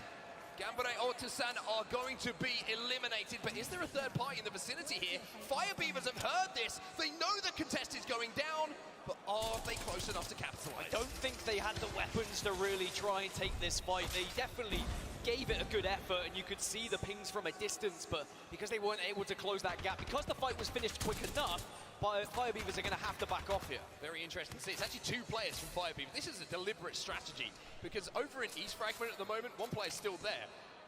And that's going to be 9 Impulse. He said, you know what, Taskmaster? All right, if you can go and influence that fight, Ooh, Dark Zero. For us, go and do it. It's risk-free. And when you were looking across, like you say, the weaponry they're trying to do it with, you know, Havoc with no Pioneers right behind them. That this was a deliberate ploy from Fire Beavers, but just didn't work. Well, you can see where the circle's going at the moment. It's a good one for Dark Zero, who are Harvester, an amazing one for NRG, who are landing down towards staging, and Dark Zero are already making their move, as are TSM on the map, who are just going to be shadowing them over towards Harvester. So this is interesting. NRG's got good positioning. Very quickly, but look where TSM are landing. Pioneers are not so far behind. Yeah, it looks like TSM are going to land inside of Harvester, and you're talking about priority to zone. Well, you've just seen it on the right-hand side of your screen. Dark Zero and TSM both have priority to this zone. NRG staging, that's their home ground. They're heading over to Mirage Etoile at the moment. Blackhand now moving through Landslide, but this is where we expect to see a lot of the action taking place here. Over at staging, like I say, this is where NRG like to drop. Yeah, Dark Zero have already found a home on the train tracks of staging, and there will be certainly a team who takes that building. Now, because NRG didn't have that ring console, they have moved away to Mirage Etoile, so they won't necessarily have known yet, but will quickly return to staging once they get that information. It may be that TSM take that building shortly. As for Oxygen, they're still making their way down from Lava Fissure, and actually they might come into contact with NRG. I want to correct myself a little bit there, Dan. I said NRG love to drop over at staging. They maybe change their minds on that. They'd have to drop over at staging at the moment, might be a better indication from what we've heard from the 3 players. But Pioneers, we talked about their rotate. Well, TSM are now inside of staging. Pioneers are up on those tracks, and Dark Zero up on the hill house just to their west. So NRG, who may be trying to control the height, expecting it to pull down below them, onto the kind of geyser little setup that you can see in front of you, those 3 snake-like buildings. Decided if we can control the height for the entirety of this game, then maybe we could be in a good position. But like you said, no ring console to play with here. Yeah, they did have the survey beacon, so they saw a few teams moving, and now maybe they're getting that information that actually their drop location is where everyone's going to be arriving. It's a frustrating one, but sometimes that happens when you don't have the ring console, as already staging is getting very congested at the moment. NRG did consider taking the fight with Oxygen, but Oxygen are going to be more than happy just to wait this one out. They are 1 point away from match point, so they don't need to force anything. All they need to do is get into the top 15 here, and they will be on match point. Such an interesting mentality if you're thinking about what Oxygen Esports have to do in this game, right? It's like, yeah, we need 1 more point. That's what we need to do. Get on to match point, get that 50. But then you're thinking, wait, we can't afford to let someone else win this game who's on match point already. So it's not just a case of getting 1 kill. You still have to try and win the game to deny either Dark Zero or TSM doing that. LG Shibas in front of us right now. They're making their rotate as well, all the way over from launch site at the moment, but they've got quite some way to go. We are going to start to see a few teams get a little bit antsy. I mean, Fire Beavers, their drop and their attempt at third partying was a big display of that. We need to start getting kills. We need to have a big game to catch up these front runners, because we are falling far too far behind. They're on 13 points at the moment. If they want any chance of winning this tournament, they need to be winning this game, and it has to be a big pop-off one to get close enough to match point. But most importantly, of course, denying the victory is now Blackhand and taking this fight with Alliance. Alliance, they're going to be eliminated. Alliance go out early here at the hands of Blackhand, and Alliance coming into this game only needed 7 points to get onto match point, and now they will have to watch from the lobby. We mentioned TSM and KCP a little bit earlier. How close they were to each other on their rotate. Well, look at just taking down Nasky. And that could be such terrible news for KCP. Remember, they only need 3 points to get onto match point as well. So they will be trying to just go for placement, try and survive, but it looked like TSM were able to catch them on the cross. And now KCP are going to have to try and survive as a 2. But TSM have posted up inside of staging here. That's how Triple take goes hard. Yup. Love a hip fire triple take. Damage under that bridge. Triple take, probably one of the most undervalued weapons in my opinion. Not only is it the long range, consistent damage you can do to level up the Evos, but up close and personal in comparison to some of the other snipers that you can use, really does become a little bit of a pocket shotgun. So we can see there, TSM on the south side, Dark Zero on the northern side over towards those tracks, or actually switch those over. It's just on the screen, it's the northern side, but technically they're on the south. You asked for a circle that was central enough to involve both of these teams on set, and we have exactly that. Both Dark Zero and TSM are in a spot where they could win. But there are still 16 more teams who can disrupt that, and there is about 8 other teams who have already found their way into staging 2. Pioneers eliminated as well. Wow. Pioneers are gone. Wow. They needed 3 points. So that's 2 teams who were in the chasing pack that we almost kind of assumed would get there with even a below average performance, have fallen early. Now you're looking at Oxygen Esports as the closest still to being able to cross it, but for Dark Zero and TSM fans, you're smiling right now. The closest competition has fallen early. Whilst it might seem easy to get top 15 for Oxygen here, just to get that 1 more point, we've seen it so many times when teams are this close and they're not able to achieve it because they play too passive, because they're not able to get into the top 15, because everyone else is going to be playing in a way that really disrupts their approach. 2 teams would have to be eliminated for Oxygen to get that extra point. Riddle Order and FaZe are going to be moving in and rotating from the northeast here, but I don't think they'll have to fight because they're going to probably run around one. It's such an interesting zone, this, just to see where people are placed. And Start with that bang off. TSM had it. They had it at Lava Siphon. They had a ring console, and now they are set up inside a zone. NRG didn't. They drop at staging, leave, and now they're going to have to fight their way back. Yes, the height is great to have over at Mirage, but you would much rather have that God spot, especially for a team like NRG, who is so good at playing off the back of it. Riddle Order now on the edge of Monument, having to take on Fire Beavers, and Fire Beavers, we saw them crafting up those armors. We saw them trying to make a little bit of a cheeky play at the start of this one. Well, now they're going to make a bit more of a straightforward one. Rain has to back off here. Did connect with a few scout shots, but as soon as Fire Beavers get that little bit of damage, they are a team who like to jump on the opposition team. At the moment, Riddle Order are just backing off further and further. They do not want this fight right now, but Fire Beavers are continuing to push forward. Taskmaster has his shields broken. There's the ultimate coming in from Bangalore. The smoke goes in and trying to use the Digi here. Nine Impulse to get that initial knock to block the side. Taskmaster trying to fire blindly, and now Nine Impulse has gone down. Nope. Theo gets that first kill. He'll get the finish as well. Can they level up the numbers here? It looks like they're going to turn it into a 2v2. Taskmaster and Orion doing what they can to keep Fire Beavers alive here. Yeah, if you want to have a chance of getting a match point, you've got to start winning some of these engagements and getting to the late game.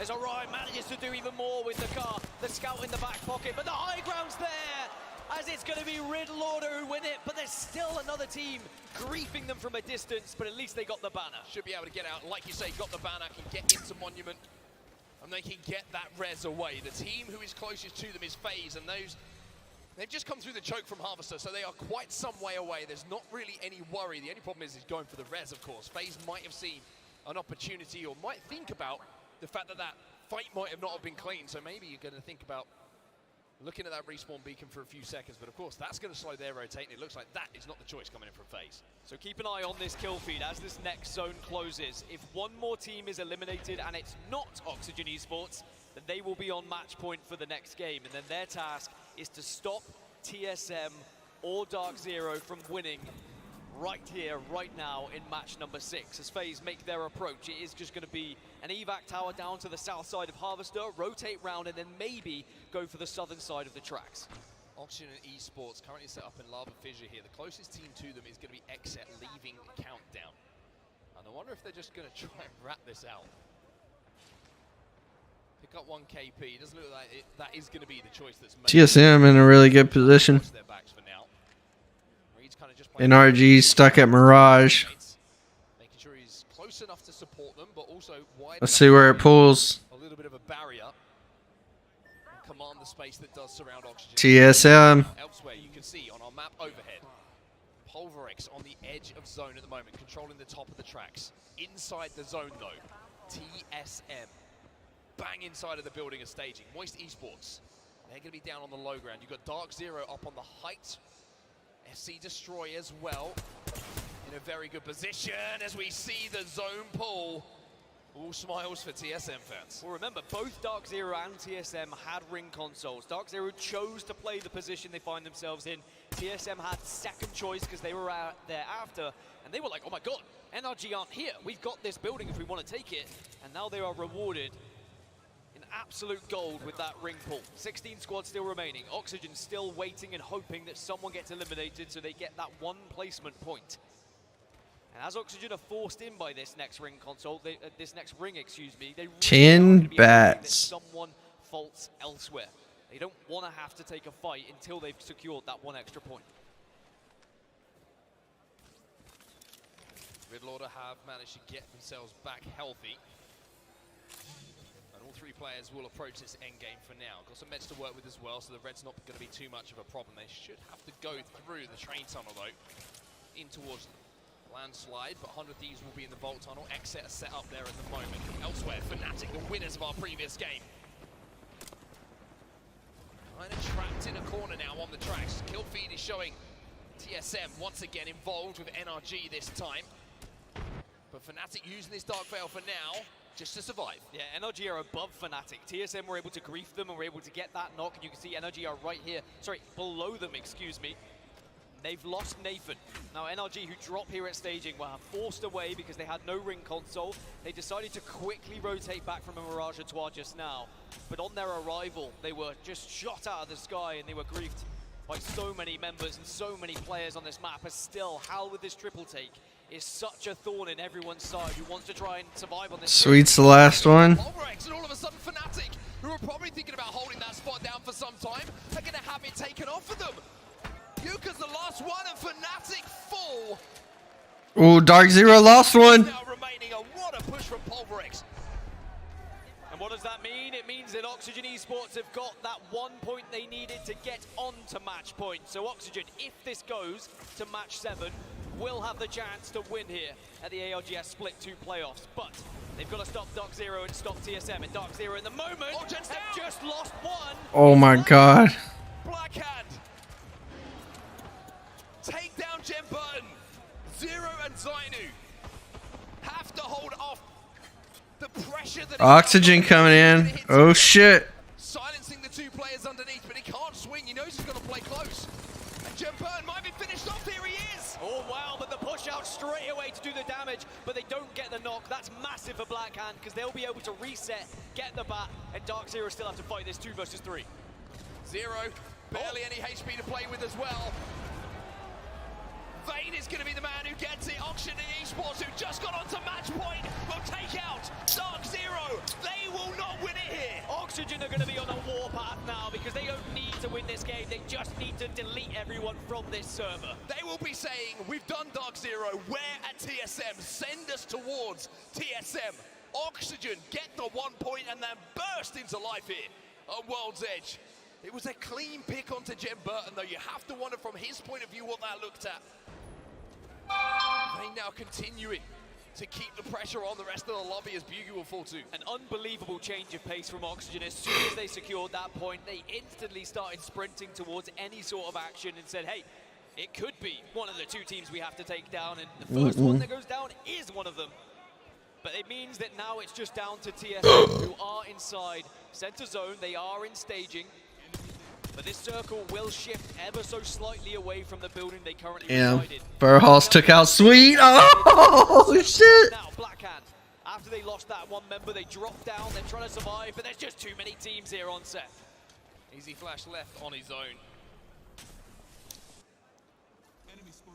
13 squads now remaining, make it 12. NRG lose the last player. Sweet cannot rat out. Uh-oh. Coming up behind TSM. Hope here. LG Shivas trying to work their way in as well. Jaguar is with this G7 scout trying to just pierce away at some armors to create space for them to move forward. LG will be safe inside of that train car that you can see in front of you where Nizol currently resides. But Xset are on the march here as well. And don't forget about Xset. 34 points on the board at the moment. Well within their capabilities to turn that into a 50-point game. Yeah, Moist, FaZe, Xset, they are in touching distance of match point if they were to get a victory with some kills here. So if TSM don't find a victory, there is certainly a big chance we could have 4 teams on match point. We will at least have 3. Xset now just making sure they smoke off so they can hold this low ground, but they're going to have to keep moving as round 4 is closing, and there's going to be so many eyes on them here. This is really rough, but they got an evac tower. They have an evac tower. The Arcstar is going to try and deny teams from being able to push and destroy that. And Xset might be able to hit that and get into the skies. Sykes finds one on his way up that as well. Optic Gaming, though, on top of the roof of the Snake building here, outside of that little respawn, pinging frantically to his teammates that there's a team behind that care package. Pulverex eliminated in the meantime. TSM is still alive in this lobby. Hal's fucking them up. On the eastern side at the moment, TSM are still holding the building and staging. Xset are trying to take up residence next to them as Oxygen are still surviving. And remember, they've got to match point, so all they want to do is try and take out other teams at this point. Evac Tower will go down.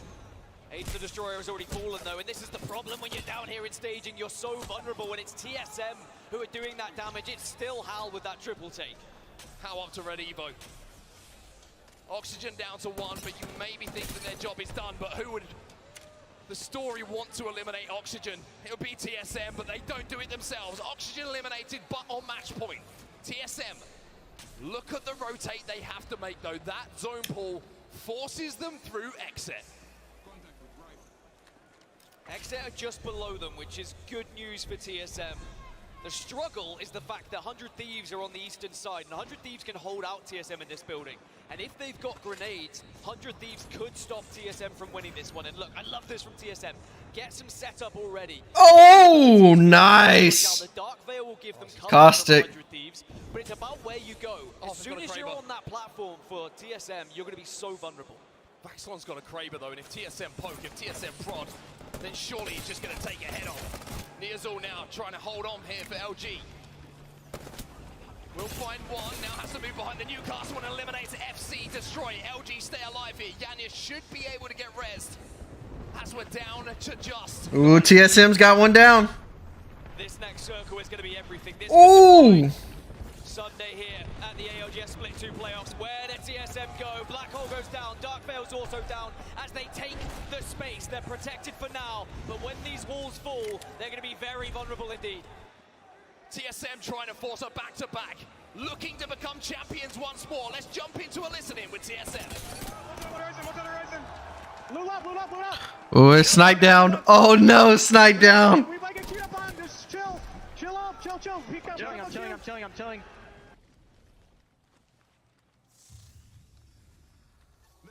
There's a guy in the smoke here. Guy in the smoke. In the smoke. Full team in the smoke. There's a guy right underneath us. I'm gonna throw like that. Can we throw I have like this? 60 energy. Oh my god. Oh lord. Oh. Let's not tunnel on that. Yeah. Oh. They had position.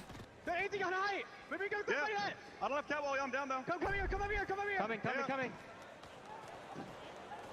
They're dying. Come over here. Follow me. Nading that. Scanning that. Jumping on. Stopping. Nice. Swap. I'm bounding right now. Yep. It's 5 with 12 guys. I gotta loot. I have 100 Thieves is a solo. Grab nades. They gotta worry about STX. I need heavy ammo bad. I have 30 heavy. That's it. I'm looting right now. 50, I have 50. I have 60 energy. That's it. TSM top 5. Optic Gaming eliminated, making the top 4 here as Howe spots out Scurry. Watch FaZe behind you. You can feel the tension in the arena. Nice fucking Q. Have to move first. They have a 40% conversion rate on World's Edge from top 5s in the regular season. That increases to 60% if they get to top 3. At the moment they have the high ground, they move up. Do the other teams know? Have they been watching that kill feed? Are they aware that TSM are in this final circle?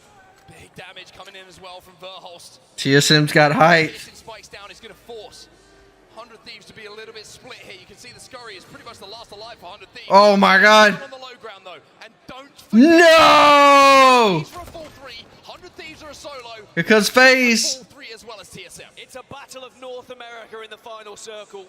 And someone's going to FaZe won? one of their regional friends if they want this tournament to keep going. Oh my god. Forced off a fight, and they might get pushed here because there will be a grab lift behind them. They're going to get killed behind, and it's Exen!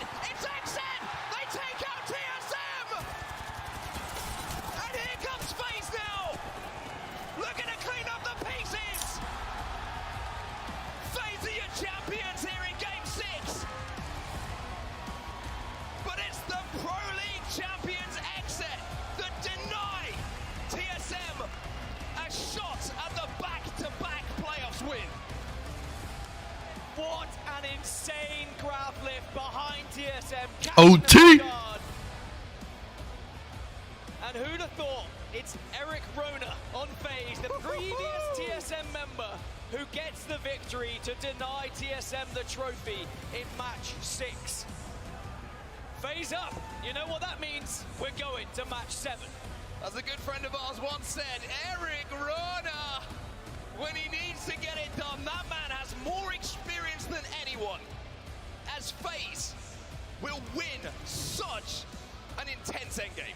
And you know what makes it even that bit sweeter? FaZe are on match point. TSM got some pretty good points off of that. They were either top 3 or top 4. That should put them close to Dark Zero. Cross that threshold in the game. 5 teams. Oxygen Esports, Exet, FaZe, Dark Zero, and TSM now put themselves within reach of making history. Oh. You good? So, statistically, 7 matches is usually where we see match point format finished. And I tell you what, with 5 teams now on match point, those stats probably looking pretty good right now, especially when you look at the squads that are on match point. The Giants, who have dominated so many of the games in their region, now are going to have the chance to try and show up here in match number 7. Genuinely shaking there. Look at that, everyone. Look. We're getting too old for this. Getting too old for this. It's ridiculous, isn't it? I mean, what an end game that was. You just felt when TSM had made a couple of ballsy plays to try and clear one side of the zone, they had that height that maybe they had it. But this is Apex Legends, everyone. It's not as simple as that. They will have to wait. And now we have five just double checking it. 5 teams who can go forward and maybe win it in the next one. We're going to send it down to Rainy on the desk because I need to catch my breath. I'm not sure if that was the excitement or the Monster Energy onset, but I have a feeling it was the excitement. This building is alive in the best way possible. And as we get to break down the action on the desk after 6, it is an incredible experience to see the way these teams are performing. Anybody could go, but until you win, we go again. I'm here with Glitter Explosion. Of course, Arcane joining us on the desk in replacement of Sabs this time around. Excited to hear what you've been thinking. Spider, Tiff, and Dia as well joining myself, Rain Day. Arcane, I'm going to... TSM's a #1. Oh, shit. Because a lot of us in the room were ready for a TSM win. Yeah, I mean, to be honest, I was already ready. Pushed up too far. Out, man. TSM moves down into what I believe to be a perfect position. They're controlling the high ground. They're playing their space. They're looking over the zone. As the zone closes, they drop down to the bridge, and they don't get too hasty. They play the box. They wait for the zone to close out, because at first I can tell that they were preemptively positioning in case a Team Horizon queued up on them. But I think the moment got to them here. As they're holding the high ground, they're checking out the zone. They're watching for 100 Thieves. 100 Thieves is playing the far side. They do a great job of controlling this left side of the zone and pushing 100 Thieves out. As they push up, they force 100 Thieves into the low ground, which I assumed was going to be what we won this match. But you know, I think they got a little beautiful fucking time. And ultimately, as they're focusing on where the zone's going to go, they stop worrying about what's going on below them. This whole time, we have Exit playing on the staging side underneath the bridge, holding the 21 points. They're focused on the low ground. Where's Dark Zero? They got eliminated early. Takes him from the back, opens with 2 easy free knocks, and just like that, TSM is instantly eliminated. Oh no, they got 18 points. The biggest storyline there. The teams kind of working against the grain for themselves. 21 for FaZe. To not win here. Ultimately, FaZe, who stays out of the contest, ends up taking a Glitter as they claim the top spot. Ooh, Dark Zero got 1. Really needed to do in this situation because OXG got themselves on match point. KCP, I mean, we heard the cast talking about it. 5 teams now on match point. If FaZe didn't do that, there's a really very real chance that someone else would have closed it out. Tiff, incredible game by Exet as well, but what did you notice here on this game 6? All right, so while I was watching this game, I was sitting back there, I had map feed, and I was like trying to analyze everything on how this is going to end. It's very similar to a lot of the zones that we've been seeing, but Oxygen Esports, right, they were 1 point away from that 50 point. They sat in a building and waited till they essentially had that 1 point, and then we're like, all right, it's time to exit this building. We don't necessarily care what happens, but you need to focus on essentially making sure that DZ, that TSM, the teams on match point don't win, so you can go into the next game and say, all right, look, this is my team to win. I love that. And honestly, Dia, as we take a look at the overall series results, 5 teams on match point. It's as open as ever. What have you seen? FaZe, now having crossed that threshold with the win, are one of my teams that I'm curious about, or I could say even teams to watch, simply because of the way they've been playing the last couple games. I actually caught Phony in between games and heard about his quest against Dark Zero. FaZe #3. Woo, $105,000. From doing so, they have been performing with incredible accuracy, incredible awareness of the teams around them, and I think that there's a good chance they take it. FaZe was a team, specifically one of the 5 that we've been mentioning here, that I thought Phony needed to step up into that role to be the level of player like a Hockey's, like a Hal, like a Sweet, that just comes into that next echelon of his performance and his overall leadership. RKN, maybe not phase, but in general, what are you seeing after 6, heading into Game 7 with us still on match point for these teams? I mean, I'm going to just shoot straight. I'm seeing a major surprise from a few teams. I think we all expected Alliance to come out a lot stronger, especially after how they performed in groups and through winner's bracket. I personally had them winning this LAN, and right now they're struggling to get to 50. Well, I mean, comment on that, Tiff. I mean, Alliance, what's going on? Do you see the same thing? Or are you seeing something different? Just slow to start? It's definitely tough. People are getting a little more aggressive, and I'm noticing teams that hold certain places and zones that they're predicting are actually not the teams that would typically be playing from that area. I mean, this zone pulled staging, right? And that's the exact area where TSM was throughout the entire beginning of the game that NRG, if they believed it to be a staging zone, would have stayed and held that building. And immediately as that happened, everyone started fighting for the spot that LG Chivas was in. They wanted to make sure they cleared out the train tracks and had the high ground that ultimately TSM got. So it's just like a little different on how you're approaching it. Teams are not where they're supposed to be right now. Lauren, you have a little bit of a joke going on backstage in the green room. Yeah, what about That when this started, she predicted some crazy circumstance. Walk us through that. What was it? 5 teams? Or walk me through what that prediction was, because it's scary close to happening. Before anything had even happened, I said that it was going to be 5 teams on match point. It was going to end in Game 7. The only thing I might be a little bit off on now is the fact that I thought the final fight might have been between DZ and Alliance, and they still need to hit that match point threshold. So here's the thing. You're saying DZ could surprise us all. It's very possible, yes. We kind of stopped talking about them, but I'll go down the edge to Dia. DZ is a team that if they are on match point, we've seen what they could do, not just once, but twice. It's not a fluke. This team can win, especially when they least expect it. Especially now with the experience to back them up. The narrative for DZ this entire tournament has been how crucial Zero's IGLing is to put them in winning positions, because the position means everything. We even saw it today in their zone by Cenote. Having a little bit of high ground, a slightly advantageous spot, pushes Dark Zero beyond the limits of what most teams consider possible. Tiff, I mean, do you think Glitter's prediction is going to come true? I mean, at home as well. Do you think it's going to end in 7? Everyone back there thinks it's ending in 7. That is the same number that I have heard. So, I mean, game done right there. But you guys are talking about DZ, right?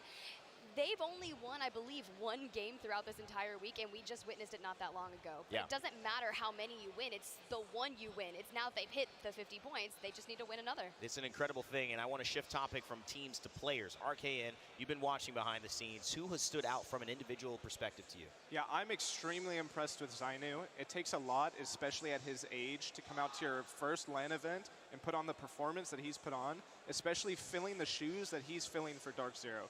Coming onto a team that's already previously won 2 LANs, filling a spot like for Sharky after him stepping down, I mean, his performance has been immaculate. If you don't know the story, Jin Burton, Zero, and Sharky. They were our first LAN winners back when Sweden started. Everyone thought that might have been something special. Stunned the world at championships, which for our second one is coming up in just a little bit. Again, we will tease some information on that a little bit later. But if you have a particular player that you think is doing extremely well today, remember to vote with your Monster Energy MVP hashtags. That's right, use hashtag and the player's name, as you can see on the screen and maybe on this back screen. It doesn't matter. Whichever player you think is performing well, make sure to type their name, whether it's Twitter, whether it's Twitch. We will tabulate that, and along with our votes as well, decide a Monster Energy MVP for today's performance. Now, if you know me, you know I love WD Black. They have been supporting the ALGS season this entire run of this year. And also, they have given us an opportunity to cover some great things that players use that we may or may not be used to. That's why it's time for another WD Black What's in Your Pack. RKN, I'm coming straight to you. You know about this weapon. It's kind of been Prowler dominant, but the car still so deadly. Talk to me about this SMG. Yeah, absolutely. I think in this meta right now, you really have a choice between 2 guns, and that's going to be the Prowler or the Car 99. The Car 99 has really been on the rise. It used to be the gun of choice back in the day before the R9 was reverted, buffed a little bit back to what it used to be. But now, you know, the R99 being back in the package kind of puts the car back into play. The car is going to be your primary choice for your SMG play. It's going to carry you through a lot of your close range fights if you're not using the Prowler, which is the other strong SMG.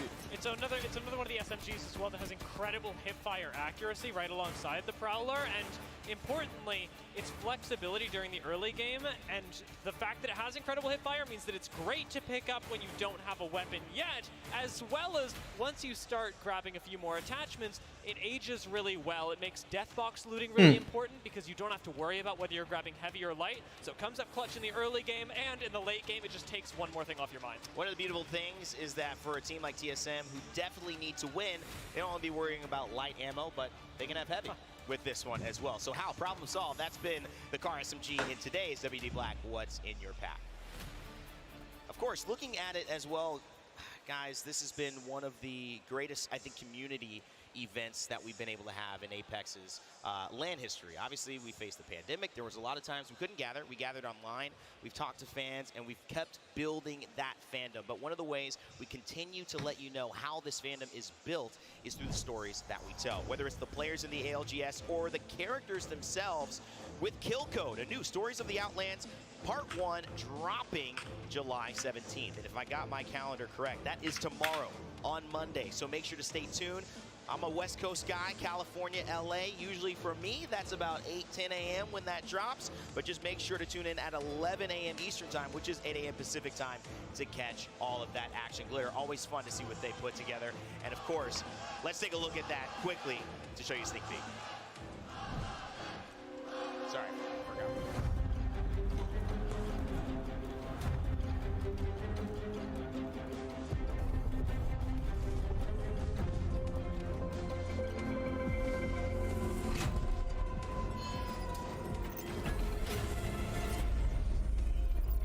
More of these all over the Outlands.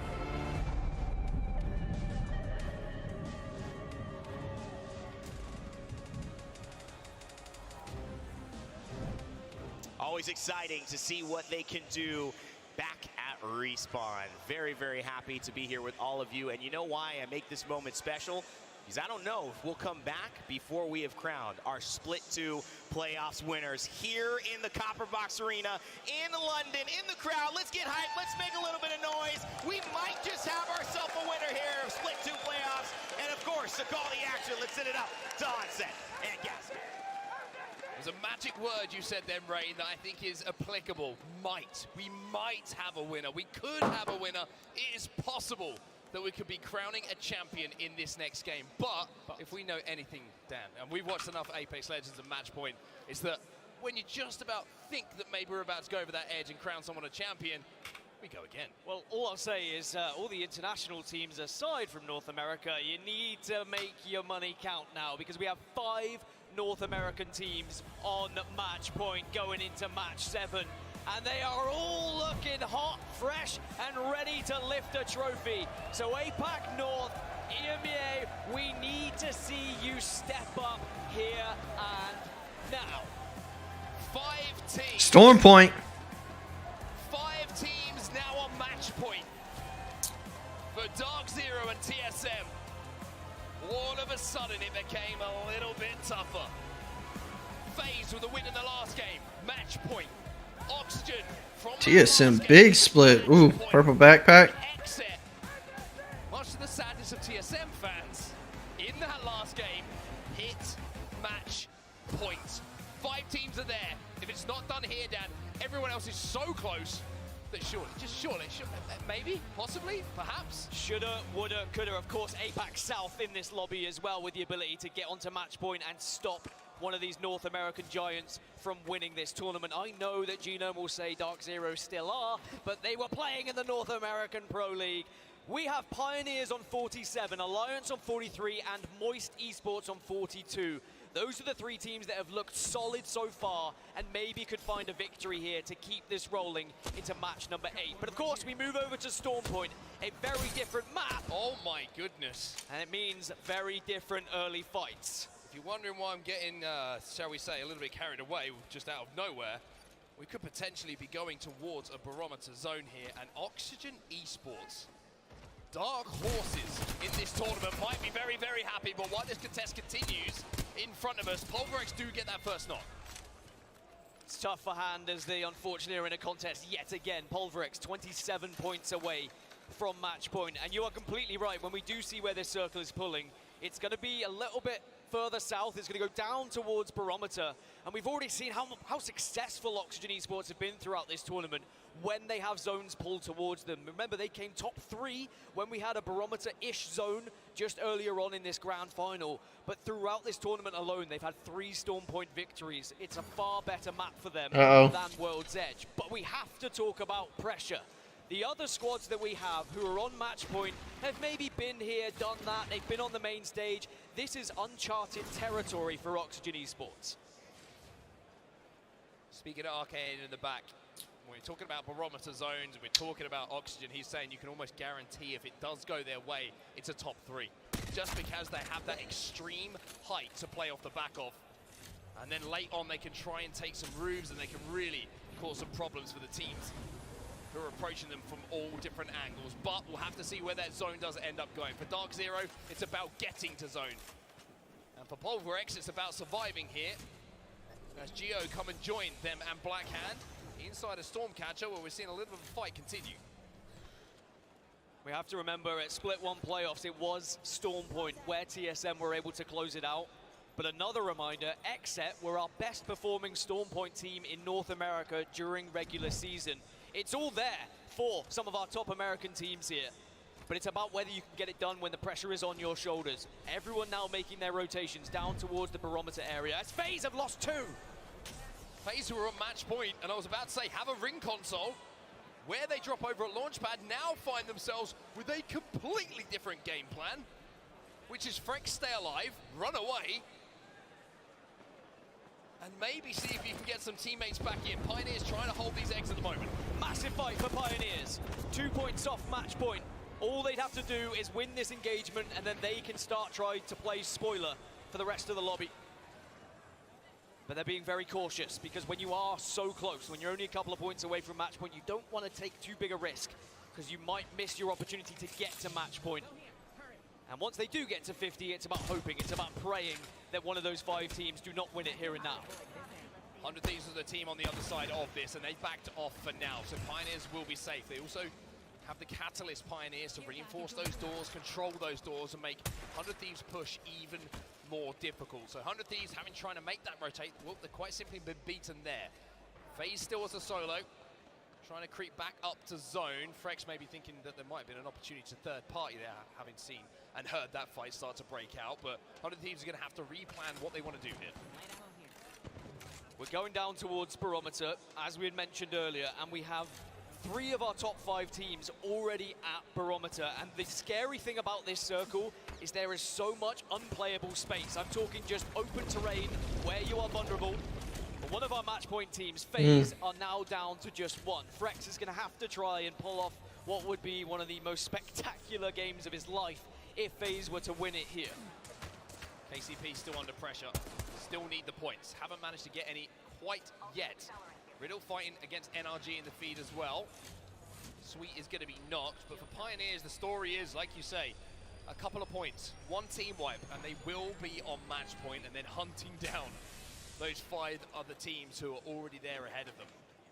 And it's very different, isn't it? Like when you see that there's 5 teams on match point, it's not as simple as just running at teams and hoping it's going to be one of them. Instead, you realistically have to just win the game. That's the easiest way to deny things, rather than thinking about, oh, is this the comp of TSM? Is this the comp of XSET?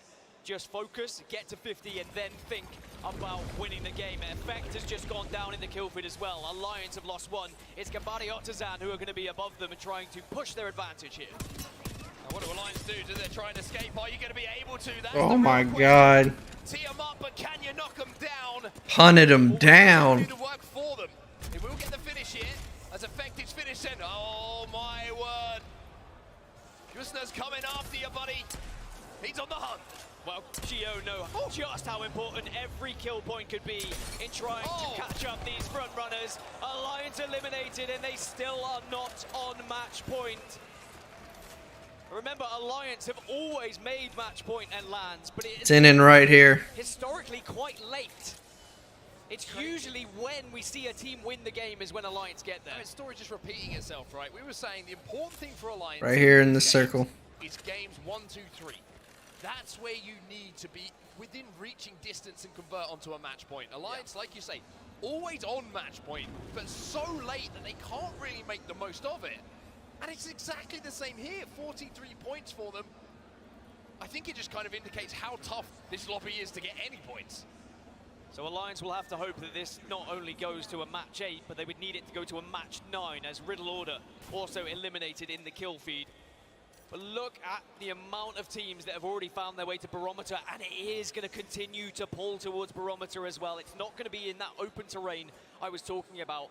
Amazing news for those who have been able to post up. One team I do want to talk about is FC Destroy. They find themselves in one of the buildings, center zone, and we've already seen what they can do with that comp, right? They set up a fortress and they deny teams. They could be a real threat in what could be a final circle that could determine how far we go here today.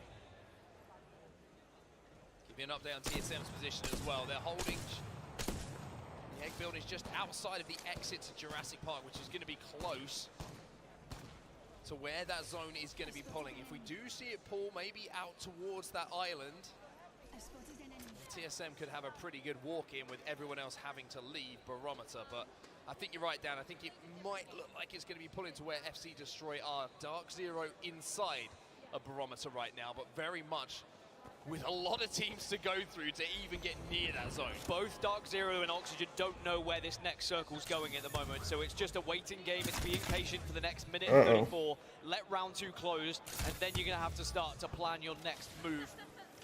And Oxygen know this circle better than anyone. This is their drop location. It's their best chance of, if ever, to win this tournament. But because we saw the likes of XEP move so quickly, Dark Zero move so quickly, TSM have already found themselves in the circle as well. They all have a chance to win it here in match 7. And now Ascend are creeping up on the position of TSM. Verholst is a little bit trapped due to that charge rifle on height from Oxygen, so Verholst is going to have to be careful here. Kashera backs off. Zero is going to be used here on the side of Ascend. It's not the first time I've seen Kashira creeping up on TSM. It reminded me a little bit of Split 1 playoffs, but this is very different for Ascend. They are nowhere near match point at the moment. They are on 4 points, but they do have the chance to at least take out the lobby leaders, TSM. Are they going to try and push this one? TSM are posted up. They are ready and waiting and encouraging this fight.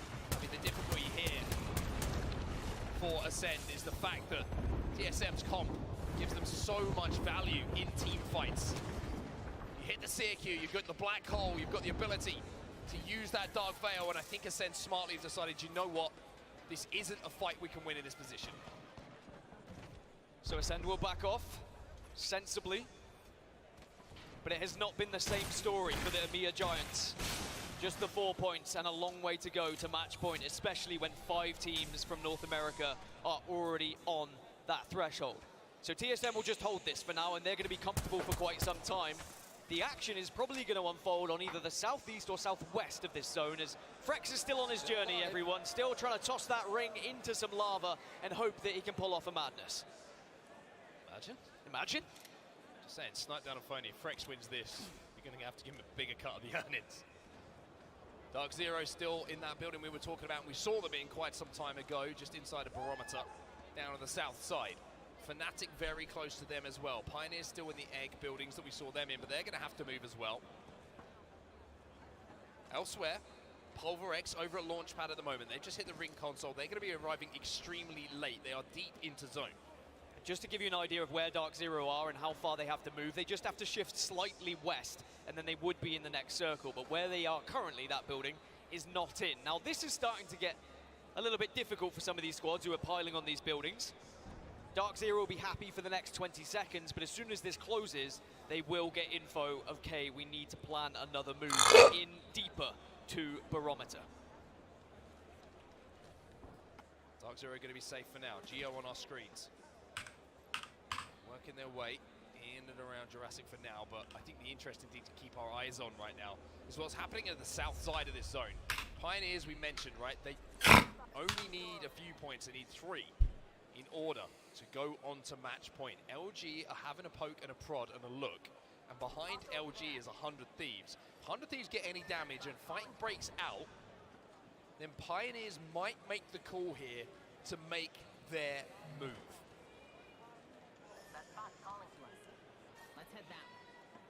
The trouble for Pioneers is when you are this close, you're so reluctant to go placement heavy and force your way into a position which could be contested, because with just 2 points required, you need to just play with such little risk. They are starting to make their move now.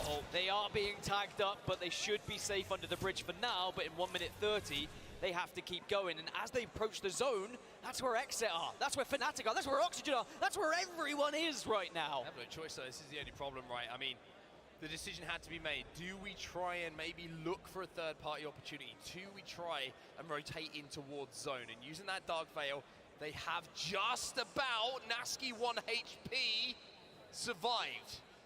But Oxygen on that height. Oh my god. That's the problem for everyone in this lobby at the moment. Well, when we get a chance, I'd love to look at the map and see where this circle's going, because I've got a feeling there's a couple of buildings that are going to be in prime position. Optic Gaming have been holding down center zone for quite some time, and look where that zone is going. OG with a chance to maybe disrupt everything and keep us going to match number 8. But of course, there will be teams trying to take that building off them. FC Destroy, for example, who are just a little bit further north. They can hold residence for now, but they might just decide to go for a Newcastle ult, attack, and try and take it off of them. Blackhand eliminated in the meantime. They will not be on match point. Oxygen now have to plan their next move, but everything they do is going to be from height. So they will be able to be a little bit patient here. 15 seconds remaining on this zone. They'll be safe for the next. But damage will be pretty easy for them to output, chip away at, and they can use that to force teams into each other as well, almost create space themselves. And I saw a very deep inhale, exhale from Aiden there as they start to brace themselves, as they know it's about to get serious. We're getting into crunch time as round 3 begins to close. There are 6 squads who are outside the circle who are all going to be making their way in. TSM are going to be holding out a lot of these teams as Pioneers still only need 2 more points. They're holding this southern side. They should be okay with where they reside. Pioneers need to move, need to rotate. Let's jump into a listening now and see what Nasky's telling the troops. It looks free on our close side. I think we commit. Wait, I'm gonna wall just in case. Go. You ready for a fight? Scan. I'm scanning it. It's free. Nice, good shot. Good rotate, nice. Take that. Really good job. Yep. Oh, yeah, good rotate, bro. Like, actually, good job. Verhulst is out. Can't like up here is free too, right? Oh no! It looks free, yeah. Pioneers make their rotate, but there's action elsewhere. And Oh! TSM Ascend have been eliminated. They've done job number 1, but now Reps and Imperial Howl have to do it to keep their chances of winning in this game alive. 100 Thieves are on one side, Gambariot is out on the other side. TSM are getting sandwiched, and Reps is the last remaining player here. And 100 Thieves are doing so much damage from the high ground. Can Reps buy the time? No! TSM full! 100 Thieves come out on top in this fight, take the cannon spot away, and make TSM fans wait. 1 down, 4 to go. Dark Zero, FaZe, Oxygen, and Xset still alive, but remember, FaZe are just a solo rat, so the likelihood of them winning, very, very slim, but I have seen incredible things happen in Apex Legends that I will not call it impossible. So, 100 Thieves now hold the eastern side. The team that's holding them out is LG Chivas, and then in the inside of Center Circle, we have Optic Gaming and NRG.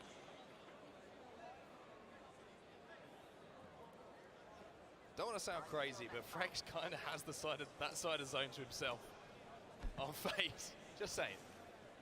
However, Pioneers might wrap on his position right now, and they might sniff him out. So FaZe fans, hold your breath. Pioneers need just 1 point here, Dan, and it's almost poetry that they would find Frex, right? I mean, FaZe fans, slow your heart rate and hope that Seer doesn't catch you out, because you are very close to the Pioneers. To give you an idea of where Frex is, he's just behind where Nasky currently is right now, just trying to rat away. Now, NRG are in the kill feed, but they've lost 1. OG have just lost 1 as well. Now, Fnatic have jumped on Optic Gaming Center Circle, and that is an incredible fight going down, because that could be the building where we finish this game. Except making their move as well. One team who is on match point. Hemlock in the hands of Nocturnal as well. And I mean, what a story this would be. It looked like they wouldn't be here. It wouldn't like looked like it wouldn't make the grand finals, and now it's looking like they might just win the whole thing. No. Pioneers take phase out, and Pioneers hit match point. So 3 teams remain who are already on match point and could still win. As for Pioneers, they have to go into the next game for their chance to be called champions. So now it's about disrupting. Now it's about killing. Now it's about being cynical and taking the game out of the hands of the other teams.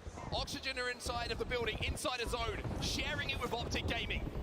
Taking damage as we jump over to their POV. They're trying to assault this building. This fight is potentially a... Oh! They come out on top, but Aiden cannot go down. Disgusting. If they can get inside of this building, then they will be in prime position. But look how they're being held out. Because there is not just one team in that building on set. Both Fnatic and Optic reside in there. So it is not an easy push.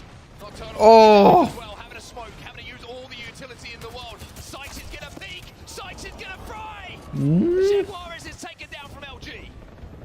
Xset can hold this southeast zone. This is perfect. If they take down LG Chivas, then they should have a comfortable rotation in. A lot of damage is taken onto Fun, but this is going to be okay. Shield swap! Surely Shield swap! Oh my goodness! But it's okay. Teammates are there to save the day, but oh no, the grief! Moist Esports are in the area. But the shield swap. NRG's still in it. Dark Zero's got a lot of space. They're gonna have to worry about Pioneers. But the delay on the fight being clean means that Xset lose Sykes. So now Xset's chances of winning here is also very much lowered. And it was Moist who were able to do so. Moist, by the way, 7 points off match point. They're not far off either. But look at that circle. Look at the amount of teams that have found their way to that building. 100 Thieves, Optic, Fnatic, and most importantly, Oxygen. Now, Dark Zero have to move here from the southern side. They're trying to create some space here with a lot of these shots. They're poking, they're prodding, but then when they have to move, Oh, Skynade! somewhere to live. Oh, Vayne gets the barrier off, but this is the problem now for Oxygen. Everybody's having to move in. Everyone is focusing them as they're trying to output damage. Not only to keep themselves alive, but stop teams rotating into their position. Nice shots coming in, and I think that's Xset who are going to be trying to cross at the moment. Aiden the Destroyer, he's down the Skynade! Decimates them on high, and Vayne is left on his own. Vayne left to try and just pull this one off for Oxygen. Dark Zero made it in. They've made it into zone. They have. They found Oh my God. just on the southern side, and remember, Dark Zero are the healthiest squad Oh. now who are on match point. They are going to hide away by that rock. They used the Dark Veil, they avoided all the damage, and now they just want to slow this one down. 11 squads remain. Dark Zero with the biggest chance of winning this one in this match number 7. Shots coming in from Jetburn. All of Australia watching right now as Vayne, the last hope for Oxygen Esports of one of the greatest underdog stories that we've seen in Apex Legends. Xset are a 2, Oxygen just 1. It's Dark Zero as a full 3. We also saw Pioneers eliminated, but they've got the job done. They will be on match point if we go into match 8. Xset's still here. Xset have taken height. I will say, Xset also do have that banner, so if they have a mobile res, there could still be a chance they can get back up to a 3, but you'd imagine it probably would have been popped had they had one. So it may just be an attempt to win the championship here with 2. Little roof over their heads is going to keep them pretty safe for now. 10 squads remaining in the final circle, by the way. And now the fights break out. Xset as a solo. Nocturnal finds Fun. Taken down, trying to survive. Trying to avoid the piercing spikes, but with just 5 HP, Xset, they will fall. At the hands of Moist Esports, we're down to just 9. And Dark Zero is still alive. Fire Fever's eliminated too. And look at this, Vayne's still alive. Vayne's still alive. Smokes go down, but it's Dark Zero who push on in from this southern side. They're working together. They have so much cover from these Dark Veils, but there will be... Good Lord. Angle on Dark Zero as they move towards center zone. Vayne's still alive here. And will be alive for as long as he can. Dark Zero creeping up slowly. Trying to avoid all of the carnage that's going down around. Oh my God. They've got FC Destroy taking on 100 Thieves. No. Getting taken fighting as well. Optic Gaming watching all of this going down, as are NRG. If you are in this final circle, you cannot blink. No, get the fuck out of here! Oh, oh no, he missed it! There is absolute Oh! No way. There's absolutely no way. No way. He's still alive for Oxygen Esports. He's going to have to take zone damage. Can he get lucky here? Can he find somewhere to play? There's a player behind him. Now he goes on the ground lift. No! They fucking won it. Fanatical. Vayne. He's out as well, but what an effort. As Dark Zero now moving. Dark Zero, Optic Gaming and NRG.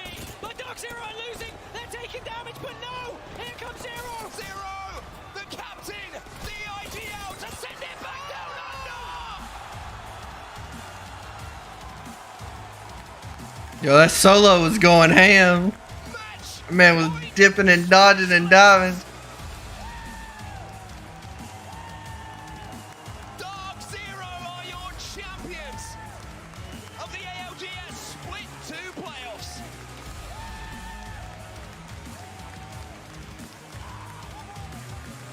That was wild.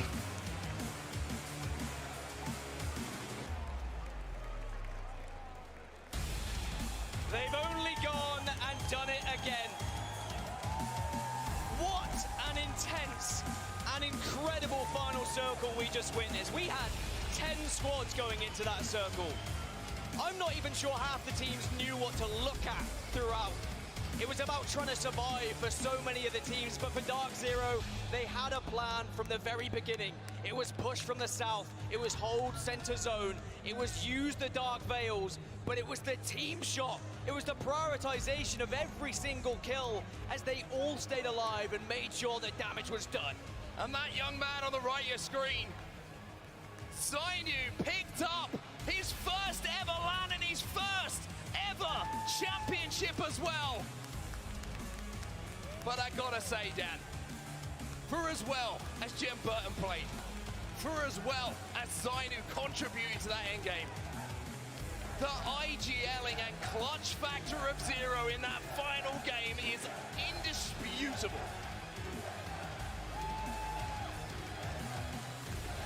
TSM chants still ring around the copper box, but it is Dark Zero who take the plaudits. TSM will take second place though, but they want nothing but first. They want their hands back on that trophy. And I think we're starting to see a bit of a rivalry develop in Apex Legends as these trophies just keep going back and forth. Dark Zero, TSM, it's always one of those two teams. Unbelievable final we've had here today. I feel just an absolute, I'm just so lucky to be here with all of these people. Incredible stuff. We'll take a look at the final circle and we'll see exactly how Dark Zero win again. Match point specialists, and it's because of decisions like this, Dan. So they used the Dark Veils and they used other people's Dark Veils to get as central as possible. They recognized that the wall there was going to give them so much cover. Their biggest worry was NRG, but that silence from Jen Burton was everything. It gave them all of the information where NRG were, and then they knew where they had to be focusing for this period of play.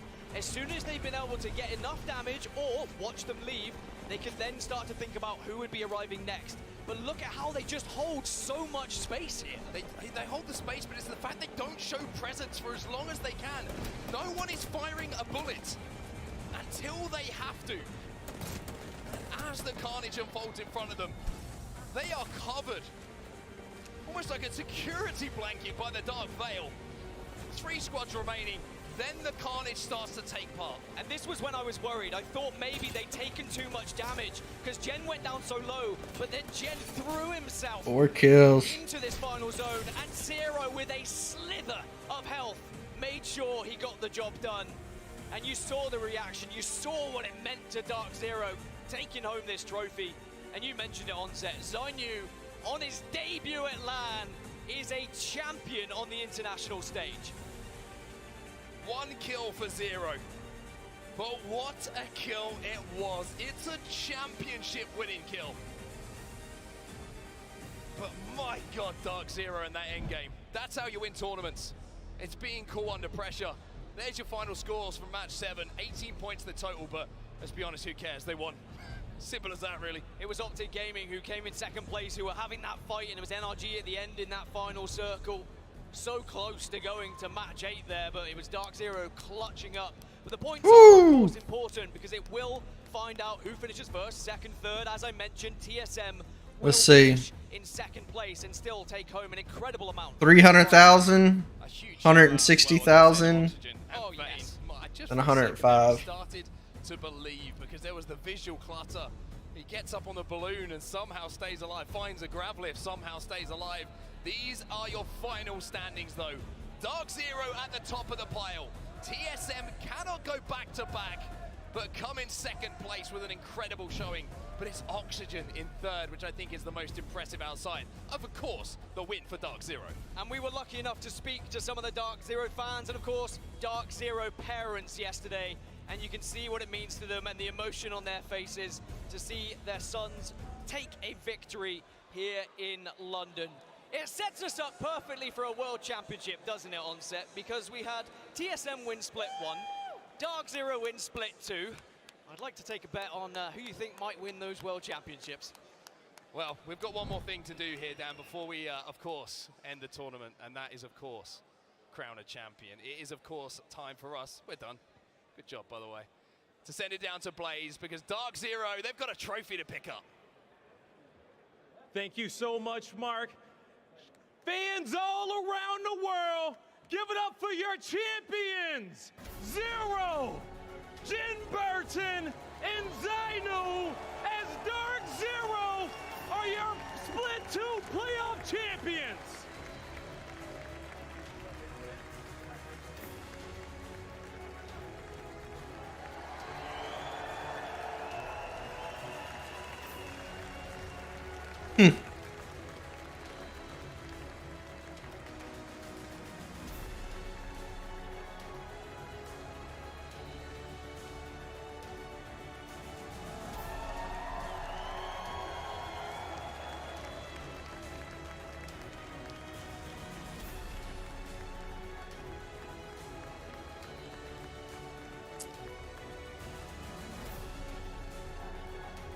Wow, wow, wow. Talk about making history once again. Everybody, one more time, give it up for your champions, Dark Zero! Oh, Zainu, talk to me about how it feels to become a champion for the first time. It's insane, man. I can't believe it. I never thought I'd be here, you know. Shout out to my teammates. Third win for them. Third win. They're insane. They're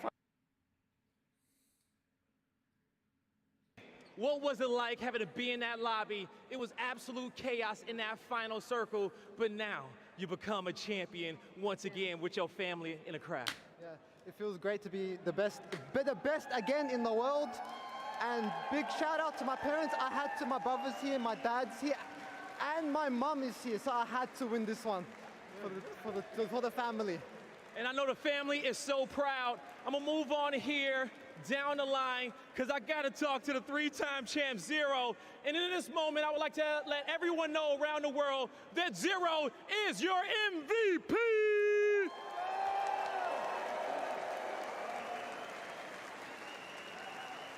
Zero, what does that mean for you after coming out once again with a trophy? Absolutely insane. Like, this is Zainu's first Pro League split at 17 years old. Like, that just doesn't happen, really. Doesn't happen. But, like, to play like that as well, in the form we did, we only really messed up one game. The day. You guys definitely were the best on the day. Now, Nick, let me talk to you because tell me about these boys and all the hard work that they've done to get to this point. I don't know. I'm going to be honest. The gap between them and everybody else is unreal. I mean, we showed it. The amount of space we put between this team and everybody else was just, it was hard to believe. In a finals lobby, too. Especially a finals lobby like this in Copper Box Arena in London. Now, boys, as you guys bask in this moment, what do you want to say to the fans that's been supporting you all throughout the weekend, all throughout your careers? Thank you for all the fans. I want to shout out my mom again. She's the biggest supporter I've had. She's the reason I'm here. Thank you for all the fans. I appreciate it, guys. Big shout out to the fans at home and on the stage. You guys were phenomenal. Absolute insane energy. Insane energy out there, everybody. Zero. Yeah, both my parents have been to 2 lands and I've won both of them. I think they're a good luck charm, but shout out to all the boys cheering us on home. I think they're a good luck charm too as well. One more time in the chat and in the venue all around the world, give it up for your champions, Dark Zero!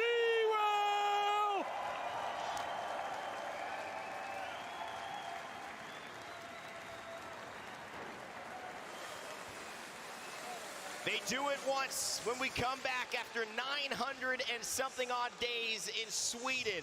They shock the world. We go to championships and get a rematch. And we think there's no way it could happen again, and they do it again. We come back, it feels like TSM is back on top, and they can't be stopped. But in Split 2, Dark Zero say, no, we are here, and we are here to stay. The journey, the destination, they've got it all. Dark Zero, your winners here in Split 2 playoffs, and what a story they have seen. What tremendous moment for them, Glitter, to have that behind us. I mean, phenomenal performance across the entire weekend. Obviously a team that we talk about all the time, being the land specialists, now tied in this kind of back and forth competition, this rivalry they've got going on. This is going to make champs so much more insane.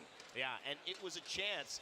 I'm gonna go straight to you, Tiff, because we had been talking about Dark Zero right beforehand. It was a chance for them to step up, and they certainly took that moment. It was quite impressive, and they had their work cut out for them. When you break back that zone, they didn't have the easiest rotation to it. If anything, Xset and Oxygen had really good positions in that zone, but you know, things happen, frag grenades happen, and next thing you know, Dark Zero's got a pretty solid rotation off a catwall.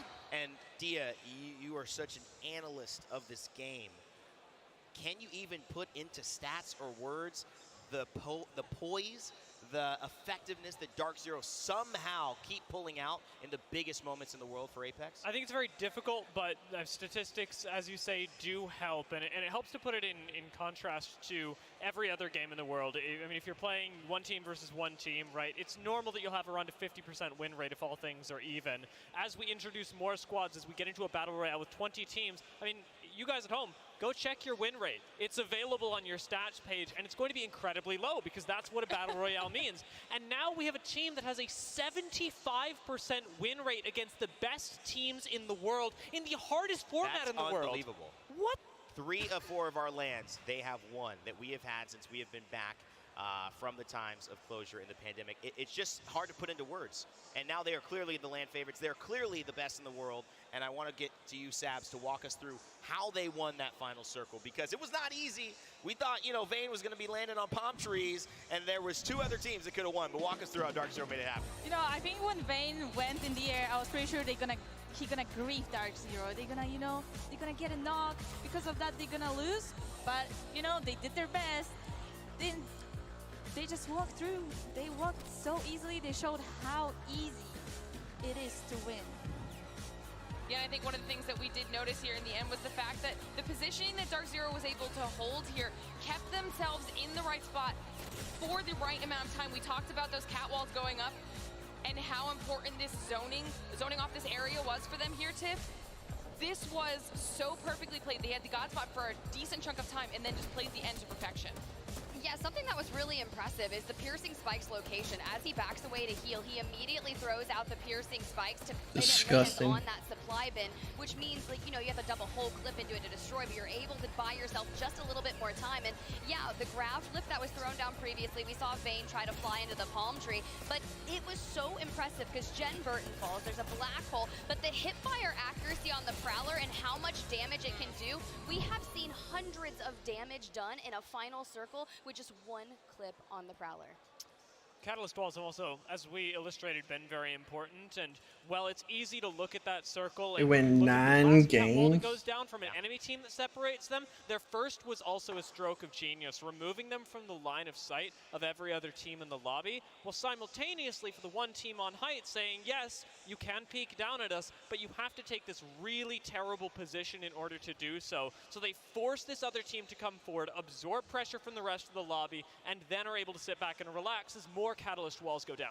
This is really setting us up very interestingly, and, you know, not to pivot to too big of a story, but when TSM was finally able to win Split 1 playoffs, there was this conversation that we thought ended with who's the best IGL in the world, because Zero had been the one who had claimed that title. 2 LAN wins in a row. Sweet, Hal, whoever you wanted said, we can't argue with that. It felt like there was the answer, but now the immediate answer back. I mean, that's just performance. And Glitter, I want you to talk about how Zero has led this team with JMW as a sub getting a win, with losing Sharky in the middle of a season. Ooh, 22 kills. An originally APAC South team. Let's talk a little bit more about Zero and just what he brings to the squad. Honestly, any single one of those changes could rock a squad, right? And the IGL is the glue that's going to keep them all together here, no matter what change that is that's coming their way. He's the one making sure that they're handling all of it. Not only that, but walking them through all these strategies successfully. Then not only that, but also slaying out with these stats. I mean, come on, he's literally doing every single thing he possibly could for this squad. Phenomenal choice in MVP, in my opinion. Yeah, Zabs, talk to us about it. IGLing is not easy, and Zero seems to do it with It's really not. I think Zero is perfect for match point system. I think every single time they're shining, they're literally one of the best. You know, I feel like everyone can be a good IGL. Think that they're good, but the thing is to prove it. I mean, listen, it's hard to argue with anything that's gone on here, Tiff. You know, we've talked and talked and talked about this tournament, but sometimes you have to be in the moment and you have to just acknowledge that we're witnessing greatness. We're witnessing an iconic run here in the Apex Legends scene, and Zero is at the head of it. He is definitely at the head of it. It's quite impressive, and it is Zero. Zero excelled exponentially, but partnered with Zainu and Jen Burton, like being able to rely on their versatility, their legend composition. Yeah. I mean, Jen Burton was playing the heck out of Caustic early on to make everything happen, and then is able to just jump onto another legend and then find another win. But Zainu was able to provide so much entry fragging damage and allow Zero to essentially rely on that, knowing that those initial cracks were coming in and that they can just double down, and Zero was always there at the end, ready to clutch up. Where you need your IGL to be. So many great players, so many great performances. But for our Split 2 playoffs, that has been your Monster Energy MVP. Congratulations, Zero. All right, I'm going to start with you, Dia. I want to get your final thoughts. You are here to land. What an experience. It's been amazing having you backstage and also here on stage. But overall sentiments of the tournament, how you're feeling after witnessing what we just had to experience here. I can't help but be in awe, Rainday, of the way that the tournament has gone so far. As you said, first time here for me as well, much like Zainu, but just a lot worse at Apex Legends. But it's been an incredible experience having the fans in the arena and getting to watch this level of Apex Legends live and in person. I can't wait for what comes next for the fans and for the players on stage. But we have seen some top-tier Apex. Tiff? Final thoughts. You said what's next, and the only thing I'm thinking of is champs. What's next with that? But my final thoughts are this lobby seemed immensely more difficult. We finally got a lot of the teams here in the Copper Box Arena that weren't able to be in Split 1 playoffs, and it just seems like everyone leveled up, and it was fun to see. Sabs, it's been so great having you and RKN. I got to give them a shout out as well in this desk position as pro players, as people who compete but took a break at this tournament. Talk to me how it's been for you and what you've taken away from this event. You know, I think the most important is to come here, play your game, focus on it. Have your goals and make them. That's the most important. I think we're going to see a lot of people coming from LCQ. We don't know who's going to qual. We have no idea, so they might mess up a little bit in the lobby in the champs. Wow, that's a great point. LCQ is next weekend. I think I'm going to be on that broadcast, so pay attention. There will be some teams coming from that, but Glitter, you've been here, you've been there, you've done great every single time. What are your final thoughts after an amazing round? I mean, I really echo your sentiments here, Tiff. For me, one of the big things that I took away from this event was the massive uptick in regional competitiveness across the board. And I think that's only going to increase as we look forward towards champs, especially when we consider who could potentially come out of LCQ. But then again, I'm also looking at that rivalry, okay? Now I'm still keeping my eyes on DZ, TSM, heading into champs. Will it come down to them yet again, or will somebody else step up to the plate? You know, champs is kind of interesting. I might have something to say about that. but you're going to have to wait a little bit. Guess what? Because you have to wait not too long for something fantastic coming around. We've mentioned it twice. We're going to close a little bit of the show by giving you a sneak peek of the brand new stories of the Outlands from Apex Legends, dropping tomorrow at 11 a.m. Eastern Time. It's called Kill Code. Take a look.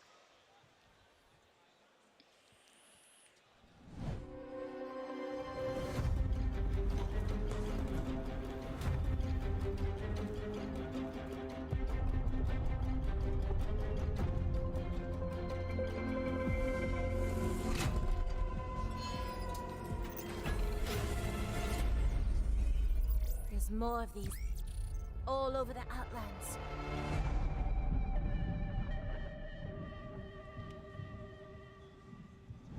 Always love knowing what's going on with our lovable characters in Apex in the Outlands. So stay tuned for that on Play Apex socials and especially on YouTube at that time. It's pretty hype when you're there for the live moments of the release. All right, everybody has been waiting patiently to find out this What's going on, man? information. The next tournament we've got this year is none other than the Final Championships, where we will crown an actual ALGS champion. And it will be happening September 6th through 10 in Birmingham, UK at the Resorts World Arena. That's right, make some noise. Yeah. Tickets will go on sale starting Friday, July 21st at 8 a.m. Pacific Standard Time. If you thought playoffs was great, Hey, brother, I support you in kick and you support me. Yeah. Drop a follow, bro. definitely be there. Glitter, Drop you one. phenomenal lineup already. I mean, these are teams that we literally have been talking about all weekend. So many squads that are going to be able to use what they experienced here this weekend, look back at some of these VODs and use that to really up their play coming for champs. I mean, we've got LG. We have TSM. We have Moist. It's just, it goes on and on. I cannot wait. Is it September yet already? Yeah. Hey, I would know. That's my birthday month. A lot of things are happening in September, and I cannot tell you how excited I am, and I know everyone watching at home is excited as well. Listen, from the bottom of our hearts, we couldn't do this without you. Whether you're in the stands or whether you're watching back at home, no matter whether you got a blanket on you, you're driving, maybe not driving, maybe paused in your car, or somewhere with a tiger in front of you. Yeah, that's right. Someone was watching with a live tiger in front of them. We know that just means that you love this Apex Legends community as much as we do. And we will continue to put on a great show and be there for you to tell these stories and support these players and support you with the best events possible. From everyone in the production side, all of my talent, Well, that's it. who has been here in the stadium, in the copper box, all the fans waiting to sign and see their favorite players. We miss you. We love you. We'll see you. Championships. Oh my God. Remember to never give up, never stop gaming. He full swung a 3-man.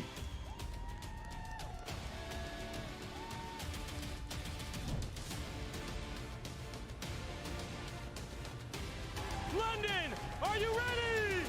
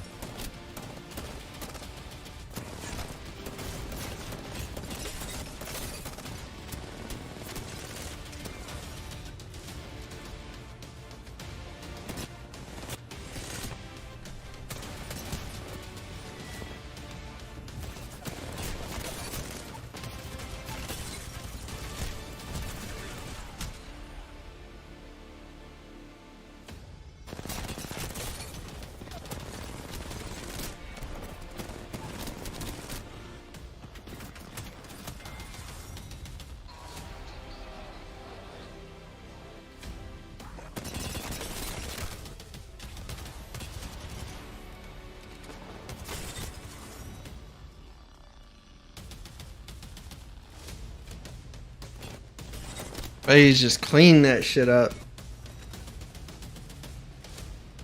Here goes match point.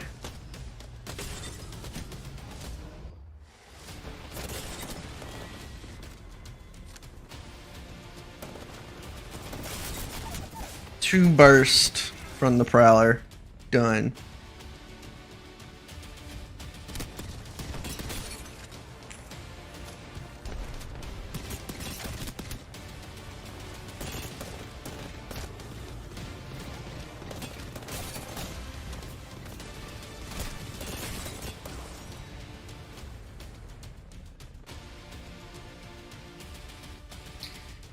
That's it.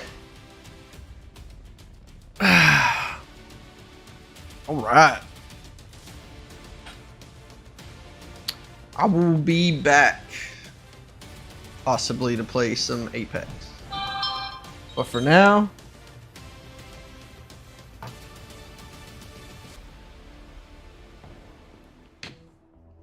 I got to go. I'll be back though.